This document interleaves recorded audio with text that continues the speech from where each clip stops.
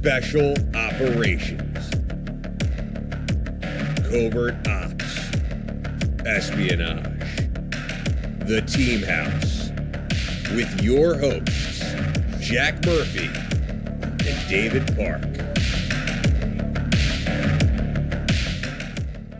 Hey everybody, welcome to episode 219 of The Team House. I'm Dave Park with our special co-host, our guest co-host, Andy Milburn. Tonight, we invite back an old friend, Marc Polymeropoulos. Marc is a former CIA case officer and went way up into the ranks, actually, very high into the agency. And Marc is, first off, Marc, welcome back. We love having you, man. Thanks. Awesome to be here. I love the show. Something that I've followed for a long time, and you know, I will flatter you guys by saying that as I go around the country, I do a lot of public speaking. People come up to me all the time, having watched some episodes, and so it's a deep dive into our old world. I love it. A lot of people love it, so it's an honor to be back.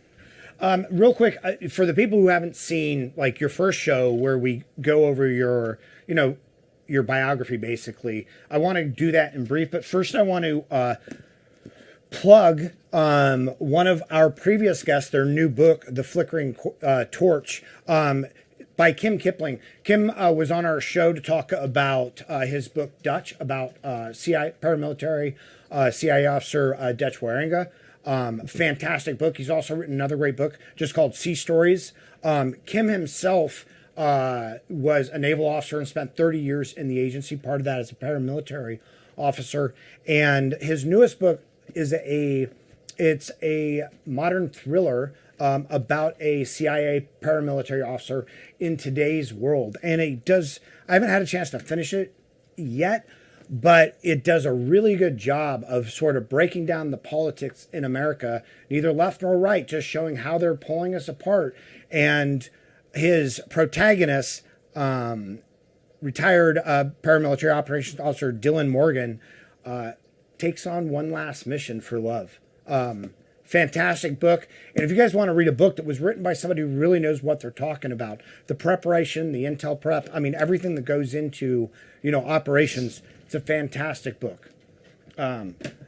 Anyway, and the link is in the description. You get on Amazon, and you can either buy it on Amazon, or if you have Kindle Unlimited, which you should if you're a reader, you can read it for free on Kindle Unlimited. So, Marc, back to you. Thanks. So, again, for the people who have not met you before, can you give us your origin story, sort of how you grew up, what took you to the agency, and the things, like the major highlights of your career? Sure. And by the way, I love when you have this for, when you have guests talk about this. And as I've gone and I've done a whole bunch of stuff in public, I think it's one of the most effective things, because that's where, you get to know someone and people become authentic.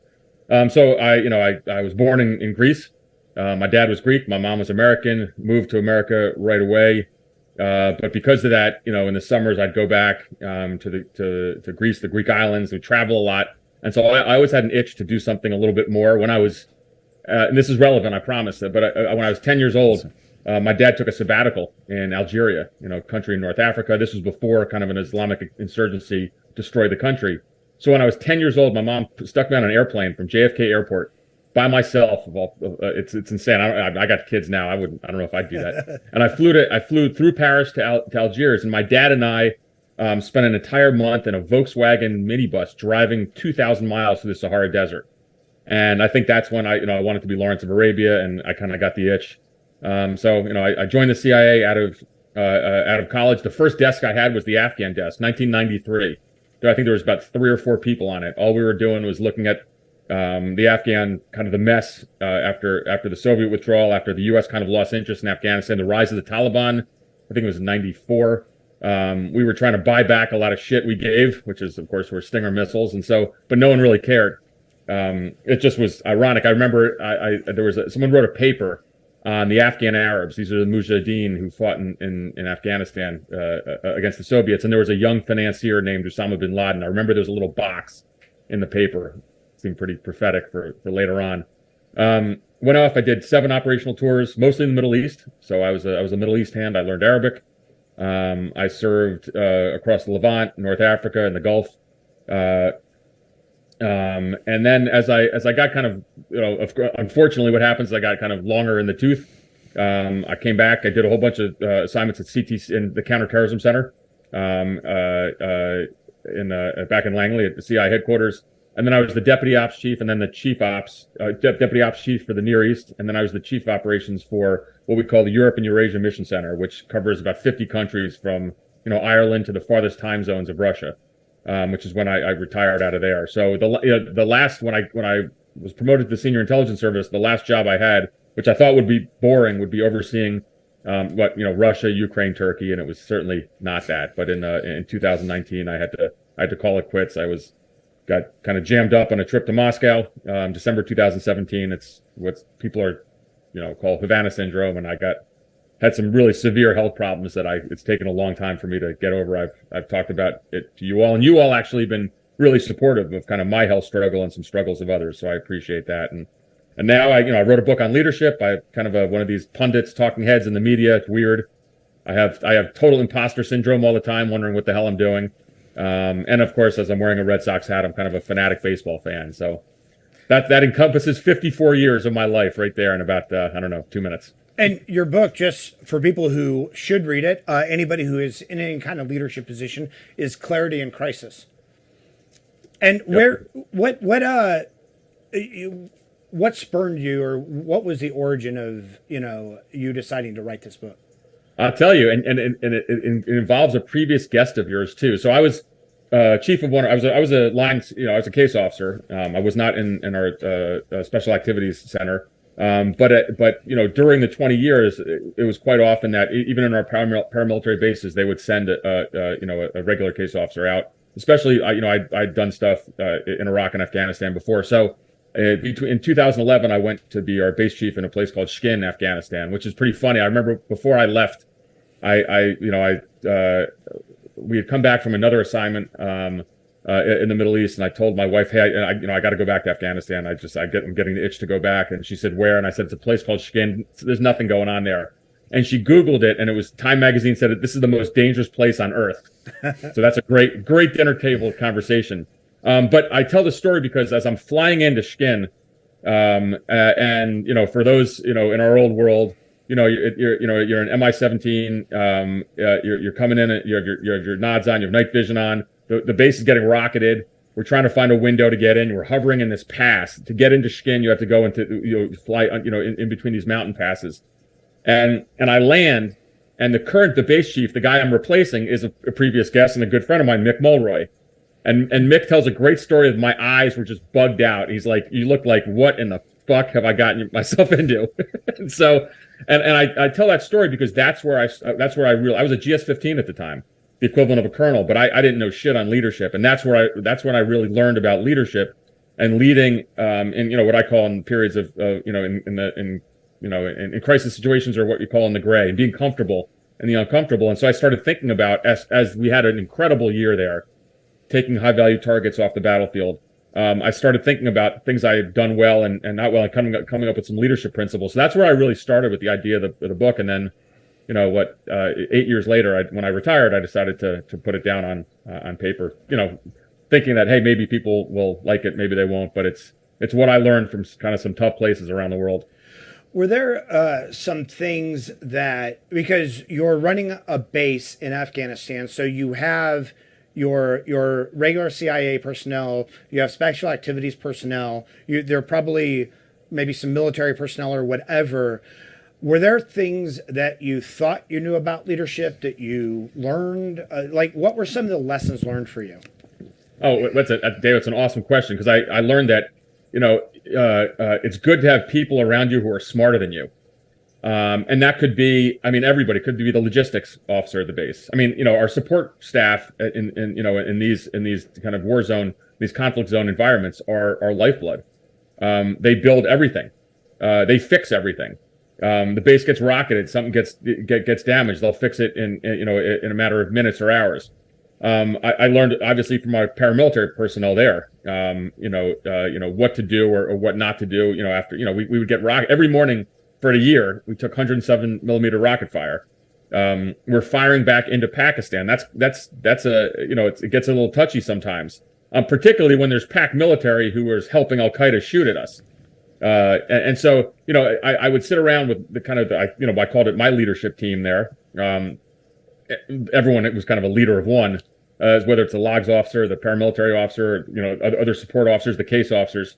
But at one point I realized, holy crap, everyone here is smarter than me. And that's a really good thing. And you embrace that. And you come up with a decision-making style, which is not autocratic. I remember the first station I went to, in the Middle East, it was the station chief was a former Marine. There was no open door policy. I think I talked to him, twice in 2 years. But what I learned in that conflict zone environment is that, it's what I call the power of contribution. Everybody really matters. And then you learn that, you can be a great leader and have people who are better than you at a lot of things, and that's just fine. And you embrace that. Hey, Go ahead, Mark. I got to jump in there because you said a couple of things that I think are awesome. I mean, everything you've said since we started talking before this has been great.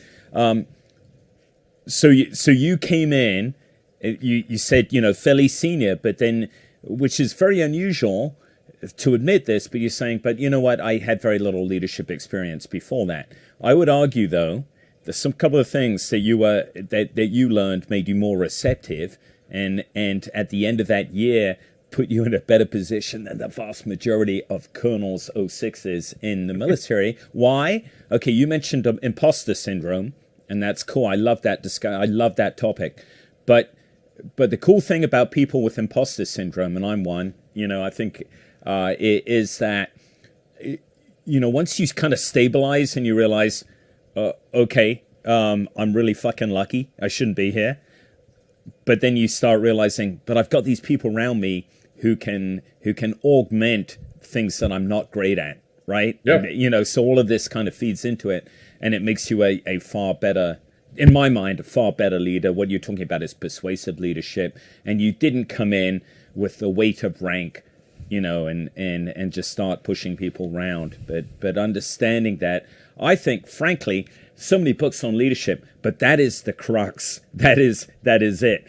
Okay, I'm not that good at these things, but these guys are. Mm-hmm. How do I augment that? But still not abdicate my responsibility or my authority. That's easier said than done. One of the things I thought was what I found there is, and I'll never forget this. I remember one of our paramilitary officers, and of course this is, everyone has, you go to Afghanistan or Iraq or Syria, someone's coming down with some gastrointestinal hell, and I remember literally walking out one day and you see we're out with the trucks, they're getting ready to roll out, and there's a couple of our guys who have IVs stuck to them because they're so dehydrated, they're so sick, and we had our medics there, it's probably, I can't remember exactly who it was, but probably they had the same job in the military, but they came over to the agency and they were treating them. And so I started thinking about, one of the kind of the leadership principles I had, and I called it the glue guy or the glue gal, that you have all these people behind the scenes. So if that medic or physician's assistant, what we call it, the agency, can't put an IV into one of our guys, get him ready to go back out on some type of op that we're doing, we don't have success as a base. And so what happens when and again, we had an incredible year. And I'll tell you a story. I think I've told it before in the show, but we actually, our job was pure. It was a great job I had. It was a fine fix finish. We weren't building wells. I wasn't sitting with tribal chiefs. We were there to kill Al Qaeda or the Taliban. That was the only mission in South Waziristan. But so let's say we have a big success and we put someone on the X, and our military partners or other U.S. assets take out an Al Qaeda or a Taliban member. One of the things I learned is what I got to do after that happens is, of course, there's going to be a cable to headquarters, and the case officer who was running the asset that did it is going to get a bunch of kudos. And what about that medic who helped that paramilitary caser go out and meet the agent? And so what I would do is I try to celebrate everybody at the base. And I got so passionate about this. I remember, we have these third country nationals as our cooks. The agency has freaking great food. I remember they were getting airdropped like crazy stuff. But I remember we had these I think it was a chef. Where was he from? I think he was from Bosnia or Serbia, whatever it is, doesn't matter. And I remember I brought him into the base one time, And everyone's like, he shouldn't be in here. I'm like, doesn't matter. We're celebrating the success because you fuckers eat well to get you out to go on ops to meet an agent to put a high value target on the X. And so I even had the cooks kind of celebrating our successes. And that to me was just the essence of leadership. And that's what I kind of try to take from there. And I think a lot of that has to do with just being humble. Because people wanted Skin Base to be a success. No one gives a shit about me. Right. Mark was a good base chief. Yep, he was. Yeah. I mean, I think people might think I'm an asshole, whatever in life, whatever I do, but my rep would be that I ran that base really well and we had great success. But I think a lot of it was because you empower your people, and so it was just such an amazing time. But then back to the original point that's when I started thinking about I got to put some of these things on paper, so maybe someone will care.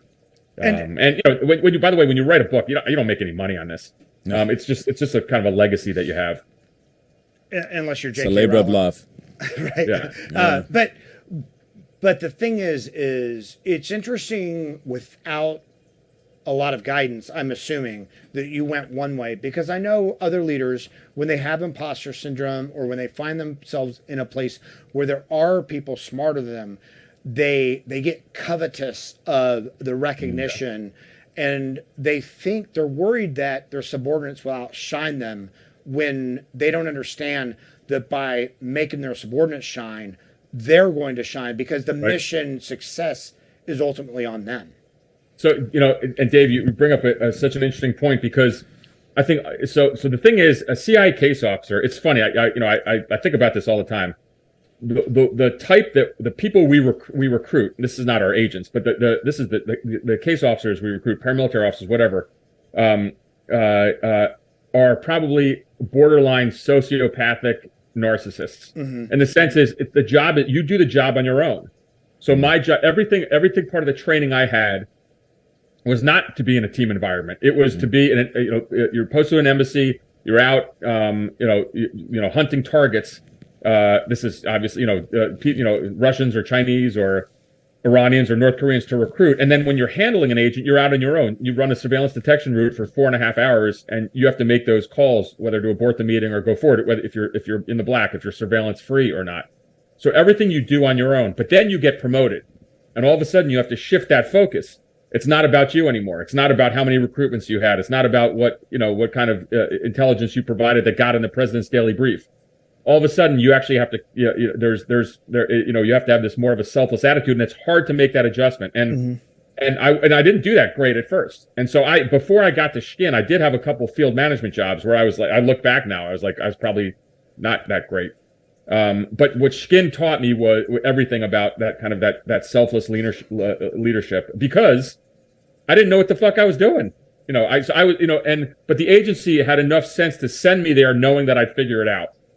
So when I say I didn't know what I was doing, that's not the case. I wasn't expected to be an expert on, how to shoot mortars back into Pakistan, or how to build, some kind of, I don't know, latrine system for the 1,000, Afghan indigents who've never used a bathroom before. I mean, I'm joking when I say this, but there's a million things that went on. We're not getting an airdrop that night, or we're having problems with the co-located SF team. And so you just you learn on the fly, and you got to have a lot of humility. And one of the coolest things I remember when my book came out, the book release was at a small independent bookstore here in Vienna, Virginia, where I live, and it was wonderful because my town. But one of the case officers from Skin, who's gone on to be a multiple-time chief of station, came and he saw my son, who at that time was in high school, and he said, "Your dad was the best leader I ever had." And my son was really proud, and he told me this story later, and he said, "Why?"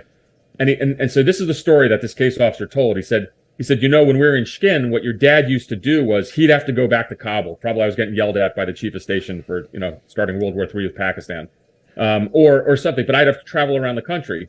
And so each time I left, I would, let's say it was 48 hours, and, there's no formal, I'm still in charge, I don't have to write a cable, but I would take each of the 5 or 6 case officers, and I would say, for the next 48 hours, you're in charge. And I remember jumping on the Gila, the Mi-17 one time, taking off, and one of the case officers looked at me and said, "Hey, boss, I want you to, I'll hold down the fort." And this is not the right management technique, but I grabbed him by the shirt and I said, "What are you fucking talking about? When we're taking fire, which we're going to, guaranteed, shoot back. There's a big asset meeting coming up, really big deal. When I come back here, we can go over the decisions you made, but I don't want to have to make any decisions that you held. Right. And so the case officer said that taught him so much and gave him so much confidence. And the reason why that matters is because shit goes wrong all the time. Right. Whether we're in some kind of crazy engagement with, a cross border, or, God forbid, there was 5 of our Afghan indigenous, heroes, I call them, members of our team, who were killed. The commander of the unit was killed there. There were some really horrible things that happened. And so in crisis situations, all of a sudden, what have you done? You've taught other members of your team on how to lead. And so, to me, that was just kind of cool that this guy, took something. Because here's the one thing, Dave and Andy, when I'm long gone, like, everyone has their hero room. I'm sure you guys do too. So you can come down and we can have I'm drinking in honor of D, I'm drinking a glass of ouzo. So, cause I can't drink any bourbon or anything like that anymore, but, we can go down and I can show you the hero wall, all the fancy shit I earned, but nobody remembers that. Nobody cares about that in statistics or medals. Someone's just going to say, like, hey, Mark was a good leader and he taught me a lot of stuff. And if you can walk away with that, I think that's what you want your legacy to be, not all the crap that you hear about accolades. And of course, I sound like a hypocrite because if I'm introduced somewhere, they'll say some of the awards that I won, but I don't care about that. It's really just, how you pass the torch to the next generation. That to me was always the coolest thing. And it's a feeling I still love. Most valuable thing you have is your rep. That's it. Yeah. That's the. You mentioned that you grabbed this case officer and said, hey, kind of gave some leadership direction. Was there anybody senior to you or even junior to you that had that kind of influence on you when you got to Shkin? Oh my God, yes. And so he was not in the agency anymore, but my mentor at CIA was a guy by the name of Charlie Seidel, and he's passed away now. He was probably the CIA's greatest Arabist. His dad was in the agency. He grew up in Iran. He went to school in Beirut, spoke perfect Arabic. And I served with him in 3 locations, including in Iraq when I went in, with him with the JSOC forces. I was one of the case officers assigned to Dev Group, going in the infill. And Charlie had incredible effect on me because, again, I remember, he gave me some insane cases to handle, which were, changed U.S. policy. He put so much faith in me, and he also did it with a smile on his face. And so he was one of my mentors. And I think if you look at the leadership of the agency now and the director of operations, not just in the Near East Mission Center, but I got to say this right. The last 2 DDOs were mentees of his, and he's passed away now, unfortunately. But let me tell you a story about Charlie. So after 6 months in Iraq, and we were, this is, going back to the late 2002, I went up living with the Kurds up in the mountains. It was a joint agency 10th group team, and then I got pulled to go with DevGru in for the HVT hunt. We're going after the deck of 55, and I had a wild ride. And came back, and I was all fucked up from it. I was waking up in the middle of the night, seeing dead bodies everywhere. I mean, we were collecting intelligence and we're catching people, and then we were also, passing some targets. I literally would have an agent meeting, and I'd knock on the door of a Bradley, and I'd give the coordinates to the Bradley crew, and you go, and then you hear that gun go off. And so there's a lot of nasty shit that I saw. And again, I was a regular case. I was not former military, so I was a regular case officer. And so I came back, but I spoke Arabic. But I came back all jacked up from that. And my wife was really scared. And she calls up Charlie and says, hey, Mark is fucked up. Like, I'm worried about him. He's waking up in the middle of the night. He's having nightmares, dead bodies. And Charlie, just at the goodness of his heart, and we were all back from Iraq, the original team. He invited 20 of us and all of our families up to his cottage in Cape Cod for 2 weeks just to get the team back together. And the cover was that, but it was really, the reason was because I was really suffering. And I, of course, what did I refuse to do? I remember going back in front of the shrink at the agency, how you doing? I'm fine. You seen any nightmares? No, I'm good. And so, because I'm not saying anything because I don't want to lose my security clearance because I had a follow-on assignment after that. Right. But Charlie, what he did for me for those 2 weeks, and it really helped my healing. And I came back and the nightmares went away. But that's that. I mean, you want to talk about leadership? I mean, Charlie did that just for me, and so I got a lot of love for that guy, and just one of the greats. But again, that's the legacy that Charlie will have. Not the great operations he ran, and he ran some great ones. It's it's the things he did for people. Yeah. Yeah. So real quick, we need to give a shout out to our sponsors. First off, hey guys, do you know about how much your monthly subscriptions really cost? Most Americans think they spend around $80 a month on subscriptions, but the actual total cost is closer to $200. If you don't know exactly how much you're spending a month, you need Rocket Money. And we all need Rocket Money. Rocket Money is a personal finance app that finds and cancels your unwanted subscriptions, monitors your spending, and helps you lower your bills all in one place. Rocket Money will quickly and easily find your subscriptions for you. And for any you don't want to pay anymore, just hit cancel and Rocket Money will cancel it for you. It's that easy. Stop throwing your money away, cancel unwanted subscriptions, and manage your expenses the easy way by going to rocketmoney.com/teamhouse. That's rocketmoney.com/teamhouse. rocketmoney.com/teamhouse. And our other sponsor tonight is from our friend Mike Taylor, episode 214. Mike is a Special Forces legend. And one of the things he realized when he was overseas a lot that, guys were drinking a lot of energy drinks that had a ton of sugar and it was just dehydrating them. So he created Vitamin One. You can get it on Amazon under our link. It's got no sugar. I mean, all the vitamins you need, the electrolytes you need. It's great tasting. It has a really light taste to it. And you can drink this without getting that sticky, gooey and dehydrating feeling you get with... Or taking your shirt off. Well, but we always encourage that here on the Team House. But yeah, I was not paid to drink this. It's great stuff. Yeah. So go to Amazon. The link is below. And check out Mike's drink, Vitamin One. You will love it. Thanks for being patient with us, Mark. So when you got up to, can you tell us what SIS is in the CIA? Okay. So the Senior Intelligence Service, it's the equivalent of getting your 1 star in the military. And so you just kind of rise up the ranks there, and it's a pretty big honor. There's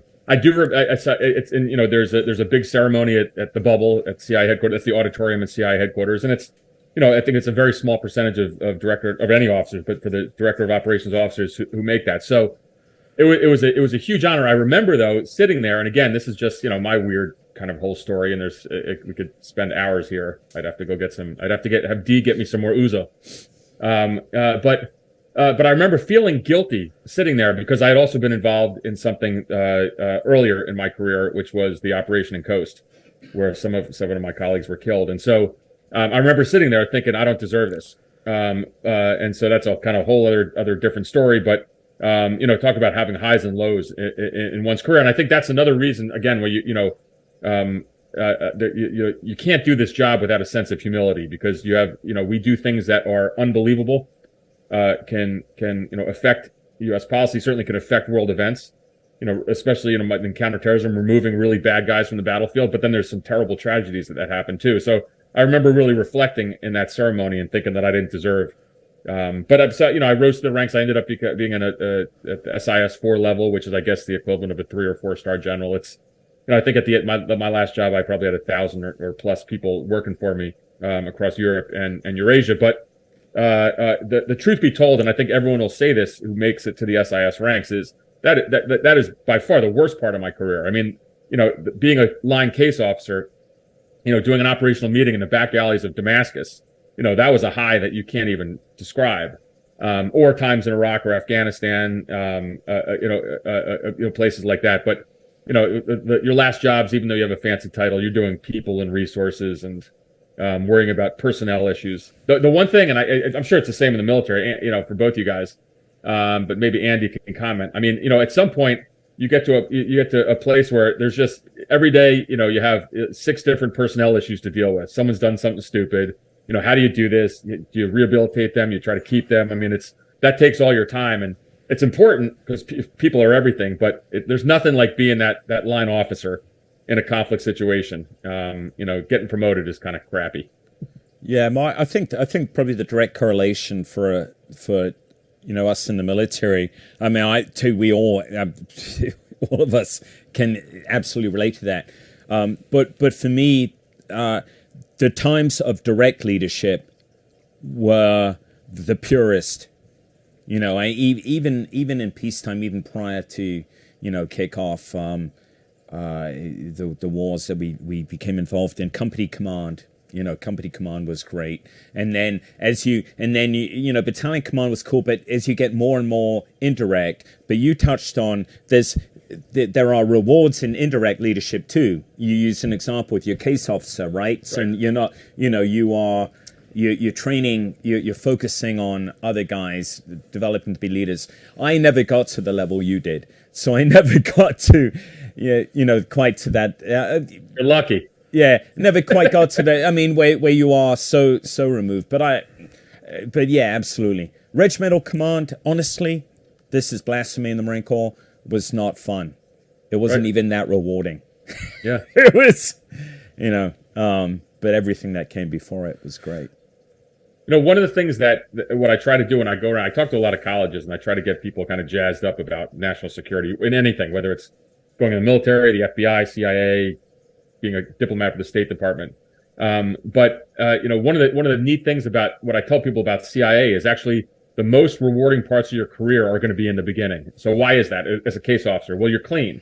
Nobody knows who you are. Mm-hmm. The Russians and the Iranians and the Chinese have no idea. So you're probably right on. It's almost counterintuitive, but you're going to do the most sensitive stuff. You're going to run the most sensitive operations very early on in your career. But the other thing is you've been through training recently. You've been through maybe advanced surveillance training. You've been through all these schools where your skills are so kind of finely tuned. And so the great thing is that you actually don't wait years and years to do really cool stuff. You do it right off the bat, and at a pretty young age. And one of the things that I'll never forget, I was training. I'm going to be careful how to say this. All this, I've had so many of these these stories cleared by the agency's publication review board, so I'm okay to talk about it. So here's the story. So I was training an agent of ours, a member of an Arab government, to go back into his home country. And it was a high counterintelligence threat environment. We were on the streets of Europe, and I'm teaching him tradecraft, surveillance detection routes, communication procedures, how this guy's going to survive for hopefully 2 or 3 years. He's posted back in his country. I'm assigned to that country, or will be. And we have this incredible, bond and relationship. And so we're going through this training. And one of the things that he said to me at one point was, he said, and people will get this, especially if you served overseas. He said, Mark, I know you're going to be watching, and he knew this. He goes, I know you're going to be watching AFN, Armed Forces Network. Everyone knows AFN if you've served in embassies or the military. So you're going to watch AFN. You're going to watch football on Sunday, not afternoons, nights, or whatever, in the middle of the night. You're going to think about me every once in a while because maybe our meeting cycle is once a month or once every 2 months. It's such a high threat environment. And so you're going to think about it. And he goes, I know you have other things to do, but let me tell you something. I'm going to think about you every single day, because if you make one mistake, I'm going to get killed. My family's going to get killed. My tribe is going to get killed. Mm-hmm. And he said, so you have to be perfect. And so I was 25 years old when he said this to me, or 26 years old. And that's stunning. And so I was like, holy shit, I have this guy's life in my hands. And I never forgot that. And I told that story to so many case officers who I've managed in the future. And because I've said, it's an honor you have. Someone has put their life and faith in the U.S. government. They've made this incredible psychological hurdle to spy, not against their country, against their government. It's an Iranian or a Chinese or a Russian or Iraqi or Syrian or whoever. But the pact that we have is we're going to keep them safe. And so, that's your responsibility. And that to me was an incredible part of the job. That person, I call it wasn't a Psych 101 class, it was a Psych 501 class. And you better take that shit seriously because also in my career, I lost agents. Agents were caught and compromised and killed, and that's horrible.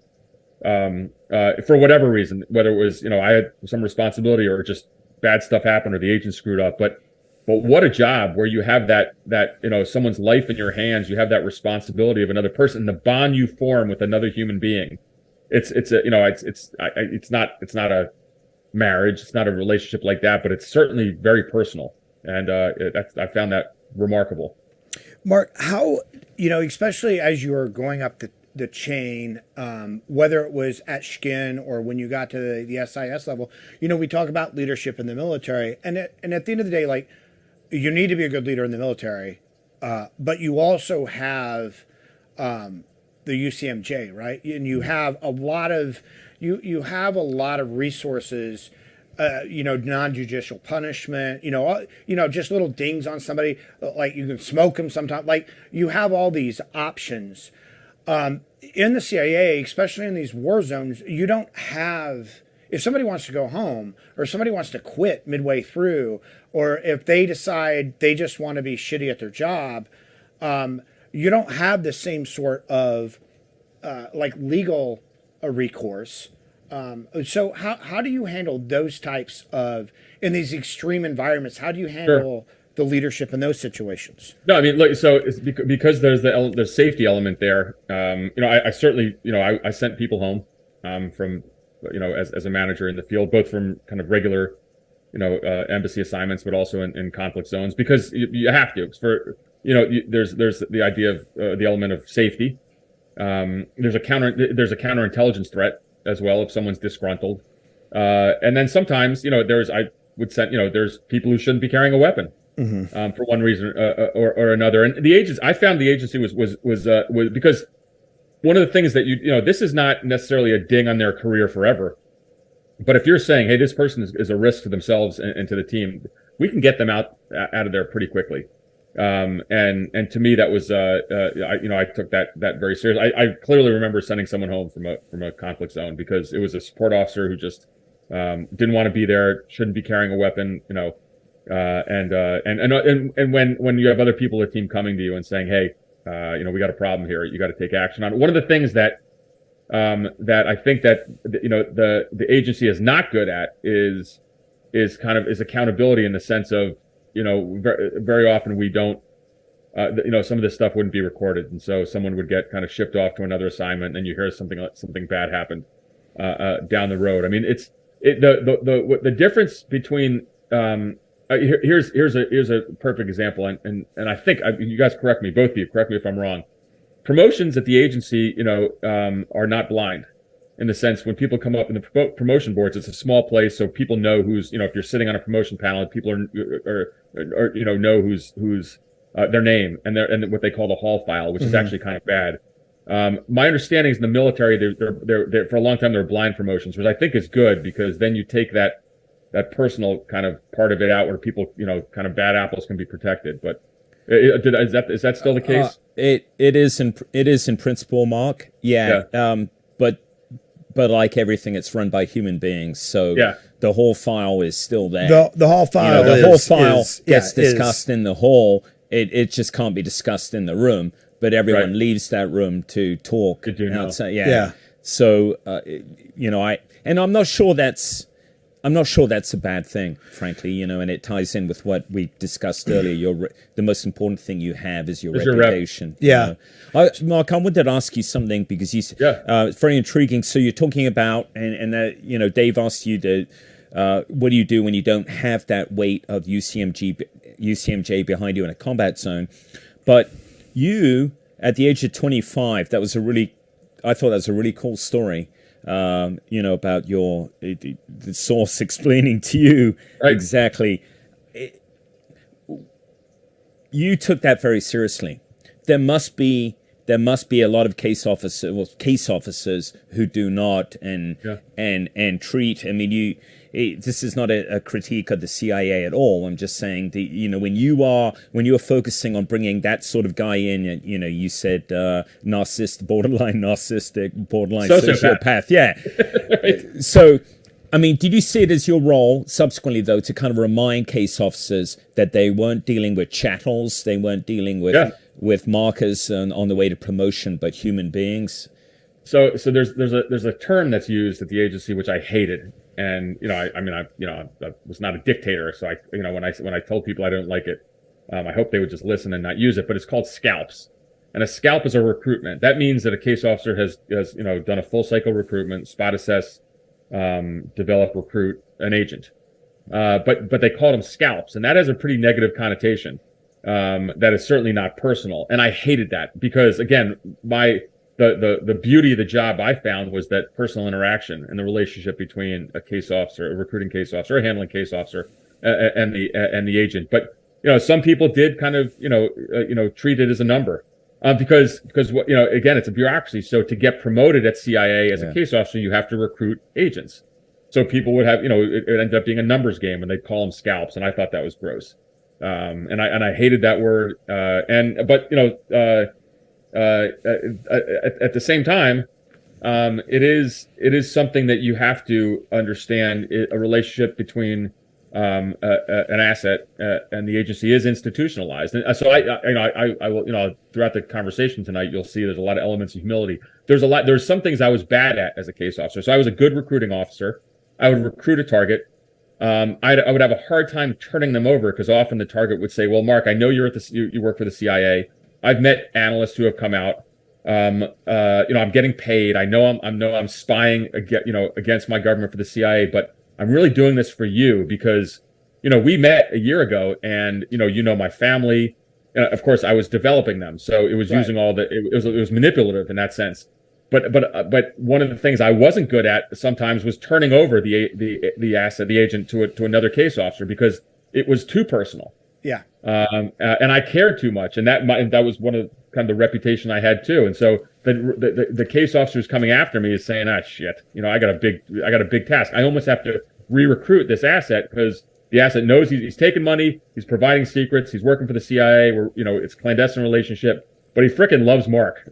And so I was not good at institutionalizing it. So I think there's a line between kind of that very impersonal view of calling it a scalp, which again I find gross, and then the really personal bond that I had with agents as well. And but I tell you that there's that's that it's so interesting to me. The agency obviously has psychologists and psychiatrists, but the idea of a Russian or a Chinese or an Iranian government official making that decision to spy, to me, is a staggering decision. Right. To make, which has just incredibly profound implications for their entire life and security. And let me tell you one other kind of cool story. We exfilled an agent one time on one of our aircraft. I think it was a G5. And so we pick up this agent, his whole family. The family had no idea he worked for the CIA. We fly him 1,000 miles. We land down in the Florida Keys, and I walk out in this dock, and I tell them, it was funny that the wife of the agent had to leave. He was under duress. He was going to get caught. The wife is freaking out, had no idea. And the two kids were like, they're psyched. They're like, we're going to America. It was awesome.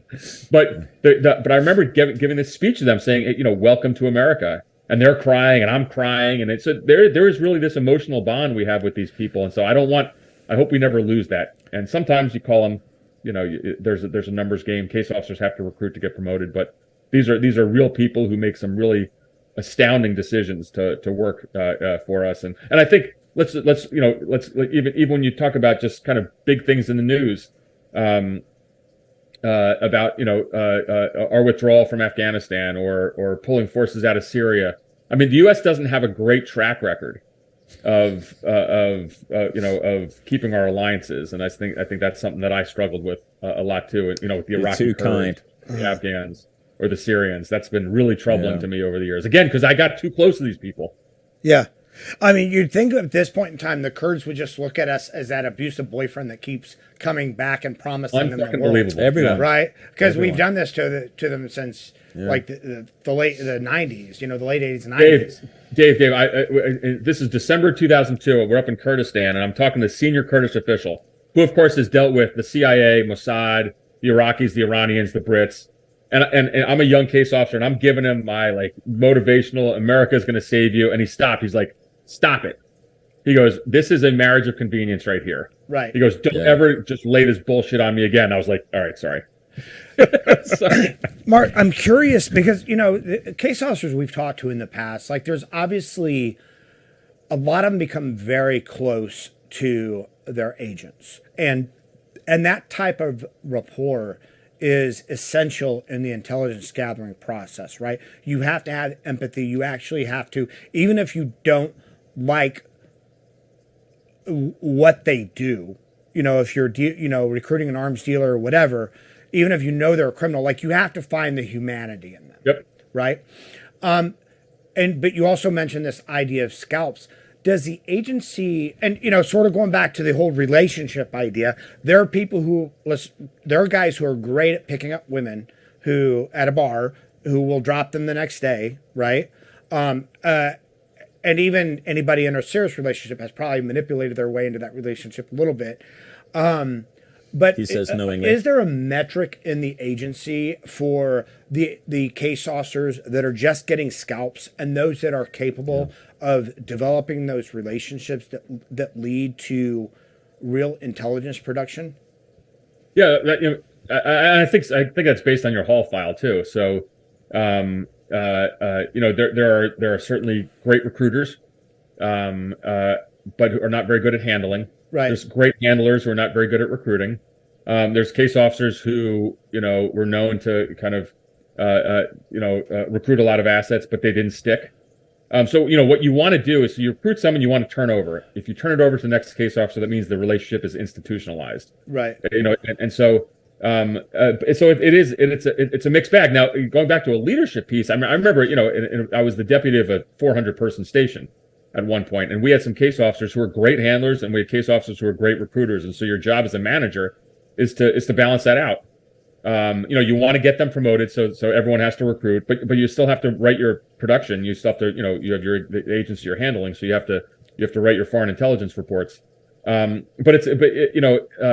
everybody's great at everything, and that's okay too. And and so there, I definitely know of officers who. Here's a great story. I gotta kind of sanitize this a little bit. One of the great, the best asset I ever handled, extremely senior level official in an Arab government, long since been resettled in the United States. And I asked him one time. I said, and I, of course, I knew because from the file. I said, "What happened? How did you decide to make the jump?" He said, "Well, I've been going to these diplomatic receptions, and I saw all these kind of American diplomats who were kind of these glad handlers. They'd walk up to everybody, shaking their hand. Hey, how's it going? Life of the party." And he's like, "Those are the fucking CIA guys. I'm staying away from them, or gals." And he goes, "And then I picked this one guy, and he was quiet, and he sat in the back of the room, just observed people, and he was invisible. And he's like, I know that's a CIA officer, and that's the guy I'm going to trust my life to." And he walked up to him one day. And so I remember back in the bullpen with all the case officers, they're like, "That's bullshit." And he was recruited, and he was an incredible agent. Changed the course of U.S. foreign policy to this particular country. And I remember people saying, "Well, that officer shouldn't get credit for the recruitment." And I was like, "Bullshit. That officer is not like you assholes, or like me. I'm a type A personality. I was probably the jerk trying to be the life of the party." That officer actually was really smart, because the agent candidate was looking around saying, who's the life of the party? Who's the outgoing American? He's saying, I want this. I got to find someone who's going to protect me. Right. I'm not going to get caught. And that's the guy. And I love that story. And I told that, again, I tried to teach that to a lot of officers too, because we have great case officers who were introverts, and we have great case officers who are extroverts. But, you can be an introvert and be extremely successful. And I think I'll never forget that story. Mark, that's a fascinating story, because what you're talking about is culture, right? You're talking about the CIA. I'm asking you to go out on a limb here. Does the agency have it right when it comes to culture? I mean, is it self-regulating? Yeah. No, I think that well, let me just preface this. I have great friends who are there. And then I went through my troubles with the organization when they kind of, I felt they kind of abandoned me with some health issues. But the culture is one that is, it is so focused on that ideal of a case officer operating on their own. So I think it's almost, again, it's the sociopath narcissist. Yeah. How do you then switch that to a culture of inclusion? Now, that's not to say there were not incredible people there and heroes that I met along the way, and people who took care of me. But the culture of the agency, it's still a place. The Bill Burns, the director, would be horrified if I said this, but I still think it's a place where it's harder for women to advance in the operations officer ranks. It always has been. We have a problem in recruiting minorities. This is not political at all. I would talk about the power of diversity, because Everywhere I went, in every station, our female case officers handled the most sensitive agents. Now, why is that? It's because in the Arab world, a female officer can put on an abaya, be covered, walk out, do a surveillance detection route, never be found.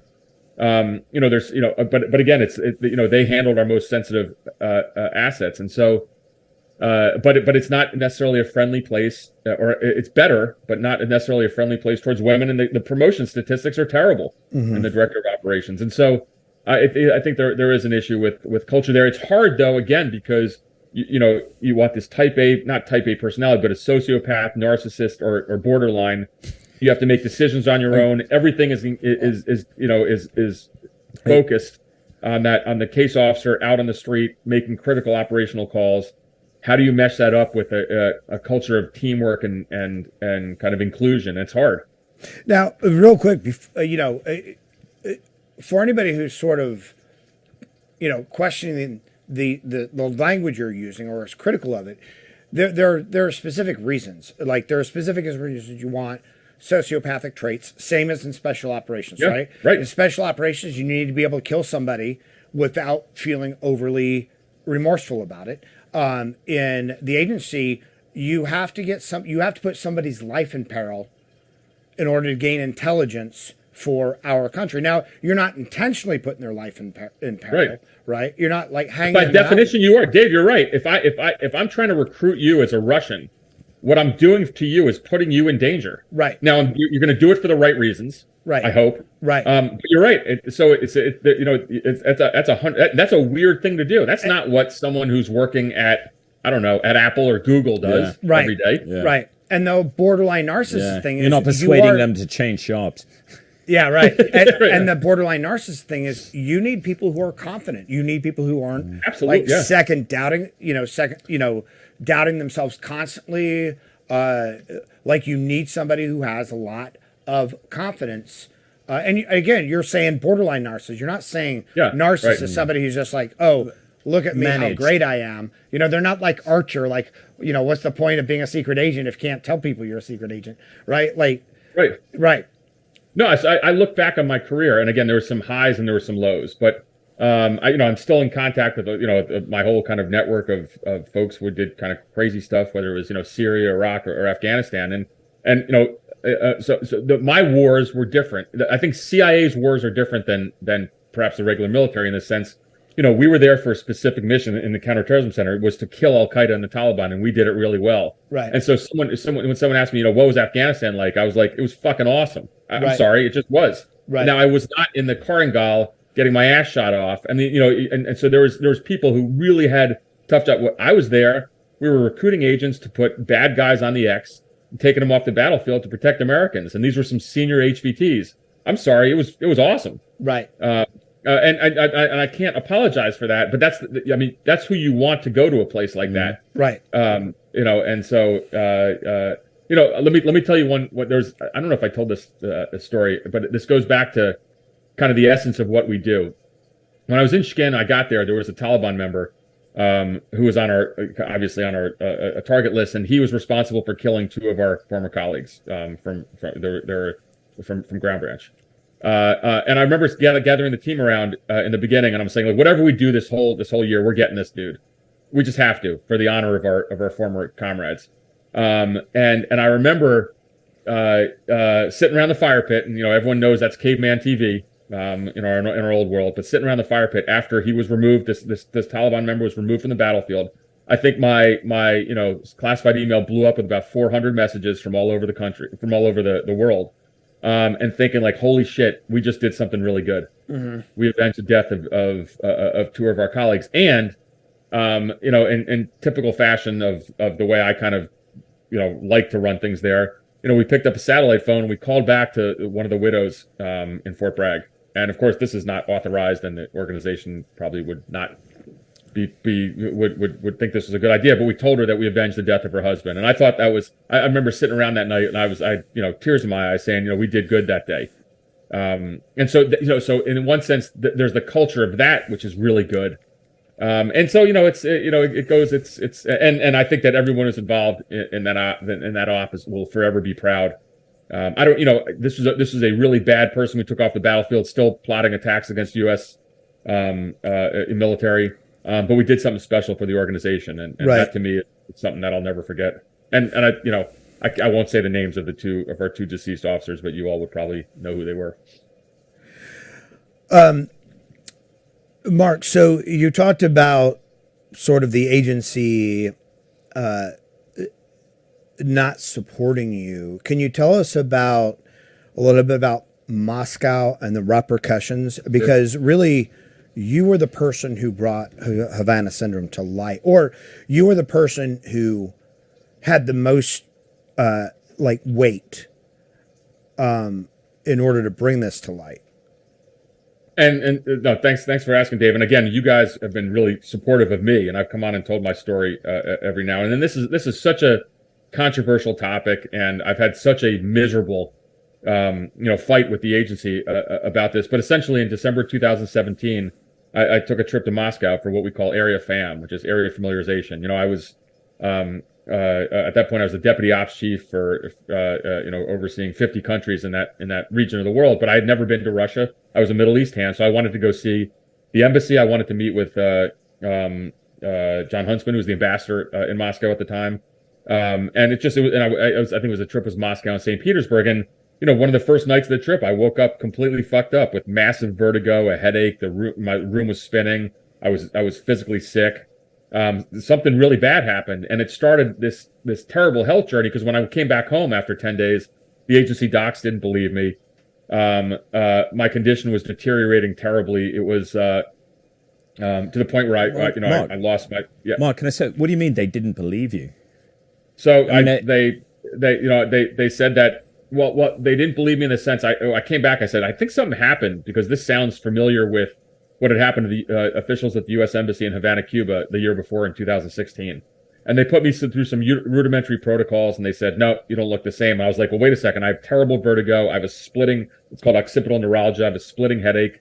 At that time, I lost my long-distance vision. I couldn't drive. My cognitive abilities were all screwed up.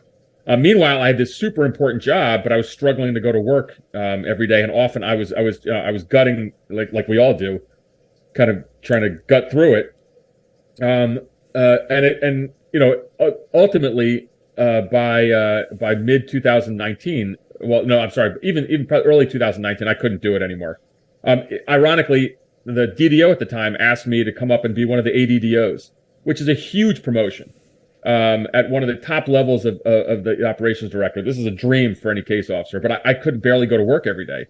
And so I had to retire. And what happened after that is I continued asking the agency for access to places where the Havana, Embassy Havana victims were being treated, which was the University of Pennsylvania, or University of Miami, and the answer was no. And so they were just, it was incredible. All I wanted was to get medical care, and so this was a staggering leadership fail.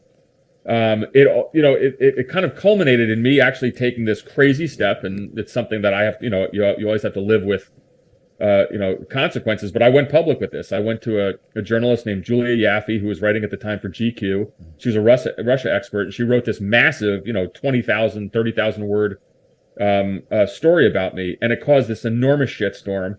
3 former CIA directors who I knew called me and then called the agency and said, "What the fuck? How can you not send this guy to care?" And within days, I was admitted to Walter Reed's TBI program, the National Introvert Center of Excellence. What were they? What was the agency and the government's position on the officials from Havana who had symptoms? It was very mixed. They knew something had happened there. So these, Havana is a denied area. So the case officers that I knew there were tip of the spear guys and gals. Had gone through advanced surveillance detection training, young in their careers, and they were totally fucked up. And so they really didn't know what to do about them or with them. And so it was very mixed. They were getting treatment at University of Pennsylvania, but there still was this kind of question on what happened or not. And so they were kind of in this limbo. With some people believed them, some people didn't, but they did get health care. What were they being treated for when they were there? Just the symptoms? so they were diagnosed with traumatic brain injuries, and they were being treated for. Some of them had vertigo, terrible cases of vertigo, but mostly it was TBIs. And then this happened to me in Moscow, and but then for whatever reason, they kind of rejected all of my claims. Now this is strange. I'm pretty senior in the organization. The DDO was begging the Office of Medical Services to send me to Walter Reed, and they refused. And they were saying things. And then I retired. But then even then, I had points of contact there, so I was asking to get treated. And they were saying that I was making this up for workers' comp. I was a equivalent of a 4-star general. I don't need fucking workers' comp. Right. My pension was great. Right. Workers' comp would have screwed me up in 6 ways to Sunday. And so I finally went public, and I eventually got to Walter Reed. But and this story I've told to you all before, but there's actually more that I haven't. So I'll tell you some more things that happened since then. So I went to Walter Reed, and it was, at NICO, the National Intrepid Center of Excellence. It's an incredible program, and they definitely saved my life. And we'll talk about that in a second. But let me also say that in the last time I've talked to you all in this period, Congress passed what's called the Havana Act, which provides a certain amount of compensation in the low six-figure range for victims of Havana syndrome. And this became quite, I helped with this. It became quite controversial, and the agency had to implement it. And they fought this for a long time. But I will be happy to tell you and listeners here that I won my case, because Walter Reed at NICO, the TBI clinic, said the following to the CIA: that I suffered a TBI in Moscow. It was not a pre-existing condition. Imaging, there's plenty of clinical studies that have tests that have showed what happened to me, and so I received a settlement. I essentially won my case after this enormous struggle with the agency. And I don't think I've told you all this before, but that was I remember when the agency called, and Bill Burns actually called me, and the CI director called me and told me this, and I had tears in my eyes. Because it had been such an incredible struggle, and with treatment at Walter Reed, but also some other kinds of new treatments I'm getting as well. And it's taken 5 or 6 years for me to finally feel better. But I was really jacked up. At Walter Reed, every day if you go there, they ask you, do you want to kill yourself? And I would say no every time. My wife, they bring the spouses in at the end, and they asked my wife, "Are you worried about Mark taking his life?" She said every day, and I was shocked because I didn't realize how jacked up I was, but I am feeling much better now. Remarkably, better, but it's taken 6 years. Yeah. And what did you ever get any sense of what the hesitation or denial, because we've seen this with veterans, right? We've seen it with Agent Orange. We've seen it with burn pit syndrome. Burn pits. Yep. Yeah. Like we've seen this denial from the government. Is it a lack of understanding on their part? Or because you're not Private Joe Snuffy, like showing up to medical with a migraine before PT, like you are a senior executive officer in the CIA. Did you get any sense of like where this like I said, do you think it's a lack of information? Do you think it's an institutional, like, fuck you guys? I mean, what do you think it is? Yeah, no, Dave. And so and people have asked this question so many times. And so one of the things I always come back to, usually there's no conspiracies in the government. Usually it's just people are incompetent. And you're going to laugh when I say that. And so in the one sense, I'm like, these people just were incompetent. But the things and the one thing about the agency is that I still maintain really great ties inside. And so when my case would come up in a meeting somewhere, and I remember I told this to Bill Burns as well, because Burns, ironically enough, believes me that something happened to me. He was the ambassador in Moscow. So with whatever's going on, with all the studies and all the analytic kind of diarrhea that happens here, he actually legitimately believes something happened. But I told him, I said, every time someone says some shit about me in the building, I find out about it. And they would say things, senior people would say things like, Mark wants workers' comp, or Mark's making it up to, sell his book, or just some nonsensical shit. Meanwhile, I am suffering. Right. And I'm not, people might, I mean, obviously I'm a public figure now, so I go do TV stuff, and some people might like me or not like me or whatever. But the amount of suffering I went through for 5 years is staggering. I mean, if it's amazing. I don't have, even though I'm drinking an ouzo now here, I really don't have an addictive personality. If I did, I'd be dead. Yeah. I would have, and because the chronic pain of waking up with a 5-level, 6-level headache every day for years, of having brain fog, the inability to kind of deal with any kind of problem or any kind of deal with life, it was horrible. Yeah. But the agency folks were just, what's amazing to me is all I was asking for was a doctor's appointment at Walter Reed. Right. And so is it incompetence? Are they worried about lawsuits? I will tell you one thing, and again, I haven't said this in public. I don't think I have at all. Is I went and I testified in front of the Senate Select Committee on Intelligence and the House Permanent Select Committee on Intelligence. And I said to both the House and the Senate, and I named names, and I said, I blame individuals at the agency for my suffering. Mark, only because they didn't get me a fucking doctor's appointment. I'm not even talking about this. Like, how can you? By the way, and one of the great things about NICO, about Walter Reed, I remember meeting with the deputy director as I left there, and they saved my life. And I said, the agency for a long time was whining and bitching that it was too expensive. How much did it cost to send me here to NICO? And he's like, this place has ingested thousands of people. And he goes, it's funny you asked that, Mark. Because I knew you would. He goes, we figured it cost you $37 to the U.S. government for you to come for a month here. How much? $37. So what in the world was the agency doing in not sending me there? What? Because it's a place where there's so many people going for TBI treatment, and so to me there was such a massive leadership fail in this. Bill Burns corrected it, to his credit. And certainly the implementation of the Havana Act. Many of us have received compensation for the government, but I'll tell you, I would have paid 6 figures back to anybody for me not to have gone through what I did. Right. So Mark, you described that. You described it almost dispassionately, but what was this doing to you? I mean, this was an organization you devoted, risked your life for.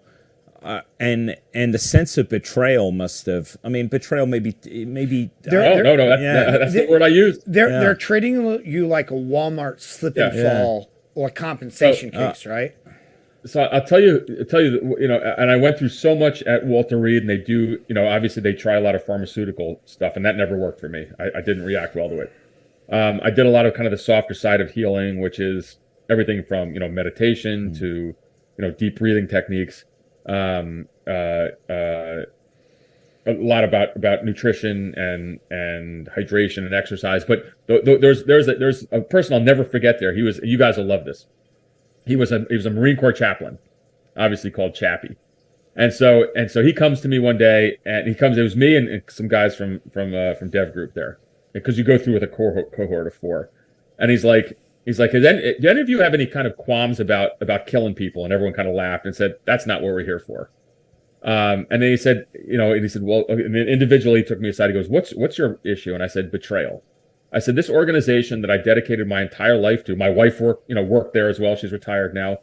I gave everything to it. I had volunteered for every goddamn hard assignment. I was in every conflict that was out there. I think I was involved in every covert action program in the Middle East. I said, but I feel an amazing sense of betrayal. Also, after when I went public, I was shunned by people inside. These are some of my friends. And this Marine Corps chaplain was great, and he taught me about forgiveness, which was so important for me. And it's not saying that these people, didn't do stuff wrong. But he's like, you have to kind of remove that anger, or you'll never get over this. Right. And I say this very dispassionately now, but it was an incredibly emotional time for me. And I'll tell you that one story. It doesn't make the agency look all that great, but I went back. Bill Burns, when he became director, had me in every once in a while. I'd go in to see him because he was one of my ambassadors overseas, so he genuinely cared about how I was doing. And I remember seeing senior officials. They saw me. They're like, "What the fuck is he doing here?" I thought he was on the outs, but all of a sudden he sees me with the director, and then all of a sudden my phone blows up, and all these people are asking about me again. Right. So I have to. I have to embrace what Chappie, the Marine Corps chaplain, said about forgiveness. Yeah. Because if not, it would eat me up. Yeah. But I still, I went to a Nats game. I remember last year, and I saw some former, they were still in. Mark, how you doing, man? It's so good. Like I see you. Like we're following your recovery. I'm like, what I wanted to say is, fuck you guys. I haven't heard from you for 5 years. Right. You forgive you have to forgive for selfish reasons. You have to. I mean, it's going to tear me up. I've learned that. Otherwise, your days become consumed with Right. I had a lot of anger. Yeah. A lot of anger towards people I thought that really cared about me. Now to be honest, but and this is really important. There's probably half a dozen officers. So literally when I went public with this, the 7th floor CIA told my colleagues, don't talk to Mark anymore. Cut him off, which is totally fucking illegal, by the way. Right. There's 6 or 7 senior officers who said, nah, we're not doing that. Yeah. And so I still have some people who remain loyal to me, and I'll never forget them. Do you think that any of the denial, and not from the people who thought you were doing it for compensation or from people who didn't think it was real, but do you think there was a campaign of denial put out there because of the system that was used, and there are people who are aware of those systems and don't want them public knowledge? Well, I think that so first of all, the idea that there, there's parts of this. There is the accountability part on how people treated us really poorly. There's the medical part, which is getting treatment, and then there's the part about culpability, who's doing this, and that gets a little more controversial. I mean, I still to this day think it's the Russians. It's a controversial view, but I don't think so, because they have a history of directed energy weapons, and National Academy of Sciences and other scientists and frankly the doctors at Walter Reed, they would point to the back of my head. They said, this is where this thing hit you in your occipital area. It makes sense. It's the smallest area. There's just this soft tissue. So I think that and both of you will understand this. The notion of trying to solve this will be problematic, because I think it's an act of war against our officials. To me, it's the same exact thing as the Russians putting bounties on our personnel in Afghanistan. Russians paying bounties to the Taliban in Afghanistan, which was, everybody I talked to was a slam dunk. Sorry, it's a terrible word in the intelligence business, but no doubt that the Russians did this. But the agency and the analytic community said, well, it's low confidence, medium confidence. Well, it's bullshit. They definitely did it. I talked to everybody out in the field. There was no doubt about it. But the question is, if the Russians did this, what do we do about it? Yeah. And so it's the notion of, if we end up solving this thing, and I don't think there's 1,000 cases of Havana syndrome out there. There's probably several dozen. But the friends I have were really fucked up from this.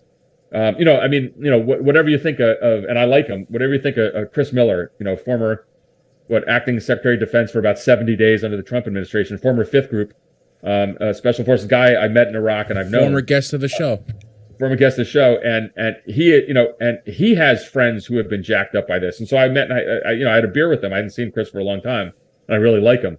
And Chris is like, look, I wasn't sure about this until I saw one of my guys from Special Forces who was going off and doing other embassy related stuff, but he came back and he was totally jacked up.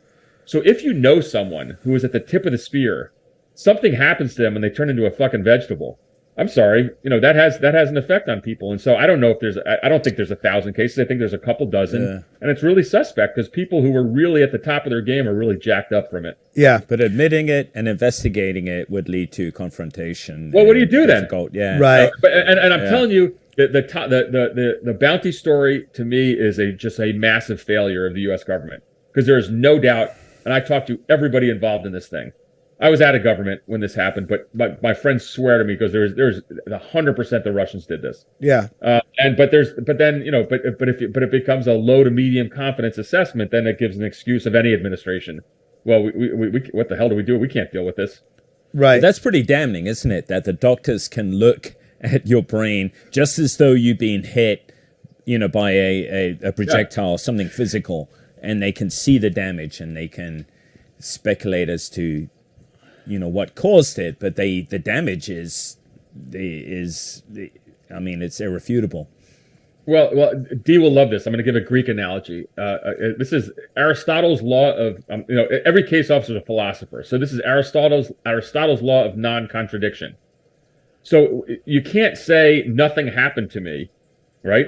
Yeah. Which is what the CIA is saying. Yet compensate me for injuries, because Walter Reed, the preeminent traumatic brain injury center on the planet, has diagnosed me with a TBI and based on an event that happened. Right. How can this all be true? Right. But that is conveniently what has happened now. And so a lot of us are getting compensation.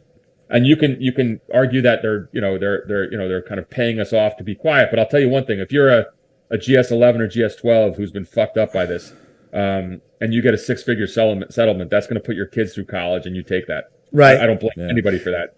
So, you talk about this law of non-contradiction. How obviously the U.S. government or the CIA or people of the CIA, whether it was intentional or not, were gaslighting you. Yeah. When you were at your worst and going through this, and especially when it was new and fresh, did you start to doubt your own sort of reality, start to doubt your own experience because of what these people were telling you? No, I didn't, because I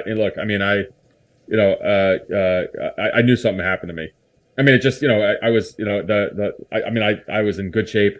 There's just, and again, it's something terrible happened to me that night in Moscow. Now, if it comes out that it wasn't a directed energy attack, they poisoned me, but fine. But something happened, right? And I'll tell you one thing, Dave. When you're suffering like this, I was like, and the great thing about Walter Reed is like they actually don't care what happened, right? They're like, we're going to try to make you feel better, right? And one of the, I think I was telling you guys before when in the green room, I had a conversation with the Walter Reed docs recently, and I was like, you know what? I feel so much better now. It's been like 5-6 years. I've really followed all the protocols. I'm getting this new kind of treatments. We can talk about it in a second. But I'm feeling better. And they're like, yeah, it takes a TBI patient 5 to 7 years to really make that kind of progress. And I was like, well, you guys didn't tell me that before. That's a long time. Yeah. So if you told me in 2018, in 2023 you're going to feel better, that's good. But that's 5 years of suffering, and that to me, that's something that, again, when you talk about coping mechanisms, at the TBI clinic, when you walk in there every day, you take your vital signs, and they ask you, did you want to kill yourself last night? Right. So, but 5 to 7 years was a freaking long time. Well, I have to, I'm a weird type A personality, so I'm never satisfied, and so I love coming on the show here, but after this, I'll be like, what am I going to do next? What am I doing next week? Why am I not on TV? They haven't asked me to be on talking about Russia in 24 hours. And so, MSNBC hates me. So again, I have all sorts of kind of neuroses and weird shit. Yeah. But which probably helped you in your job, right? 100, you're never satisfied. So you recruit one agent, you got to recruit a next. I mean, that's classic. Like this is what, you see elite athletes are like this. Derek Jeter, who played for the Yankees, was never happy. He won World Series titles all over the place. That's exactly what I'm like. But the thing for me is I have to sit back sometimes and think, and this is not patting myself on the back. It's just saying like, holy shit, am I better than I was a year ago? And like that is incredible. And so I'm very thankful. And then again, you guys have been awesome on the show here supporting me, and my family has been incredible. I have great friends. And so, but holy shit, the last 5 years. It's a scary story in itself. It's particularly scary, Mark, because of the stature that you have, and it leaves us on. And we know stories on the similar stories on the military side, and we always ask the same questions. What about the guy who doesn't have that wasta, that rep, that self-confidence? Some GS-13, how's he going to survive those 5 years? If it hadn't have happened to somebody with your wasta, then what happens? So both you guys bring up a point which I'm proud of. So there's a couple things on this. One is, people have for a couple of years who've been affected by this have always kind of reached out to me, and so I've been a little selfish sometimes, and I don't have the bandwidth to help them. And so, but there's a couple officers, including the one Chris Miller knows about, who said, Chris Miller's guy, who was overseas, said that when this thing hit him, he thought about me. He thought about, holy shit, I read that article in GQ about that CIA guy. I think the same thing's happening. And he got off the X. And so Andy and Dave, you know what that means. Yeah. So in the old world of kind of counterterrorism or any kind of, your world of spec ops, is getting off the X means, not being at a place where you're getting a shot. or blown up. But in this sense, is something's happening. I got to leave. And so there's been 4 or 5 different victims of this, and these are folks that 100%. I've seen them at Walter Reed. They're being treated. They've been compensated. So again, it's obviously something happened to them. But they said that because of my going public, they knew something was happening, and the doctors then say, well, whatever happened to you, you didn't have that same level of exposure, and so that makes me, in some sense, feel good. But on the other hand, too, is I also got to understand that, or just be honest that there's a lot of people who reach out to me, and I don't have the bandwidth. I got to take care of myself, and it's selfish. And so people say, hey, you've been awesome to so many folks who've been affected by this. I'm like, sort of, but not really. Yeah, because I've got to be selfish about. I got to deal with my own shit. I mean, it is freaking unbelievable how much better I feel today than I did even a year ago. And so I'm not a. That's I think fantastic. We're so happy to hear that. But I think I would offer that going public was incredibly unselfish, and there's no greater act you could have taken to help those others who are affected by the same thing. So but that was Andy, one of the things is I hear you, and it's nice to hear that. But also, like the last thing, and I'm sure you understand this too. Like, don't ever Google your name. Yeah. Because you put me. I'm being like, put me in line with like all the UFO chasers and like Havana syndrome. People get a little freaky about. And I also get like 100 emails every week about people who are think they're getting hit with this in Iowa or Nebraska, because they're being targeted by the government. And so the whole thing is really weird. Yeah. But I'll tell you one thing, the idea, and both you guys, so obviously Dave, you have the podcast, Andy, you've been so prominent in your work in Ukraine. When you decide, think about our old world. You decide to go public, whether you write a book, whether you're in the media, whether whether you're trying to do something good, you expose yourself. Yeah. And it's and I tell you, you think you're a tough guy sometimes, but I get death threats all the time.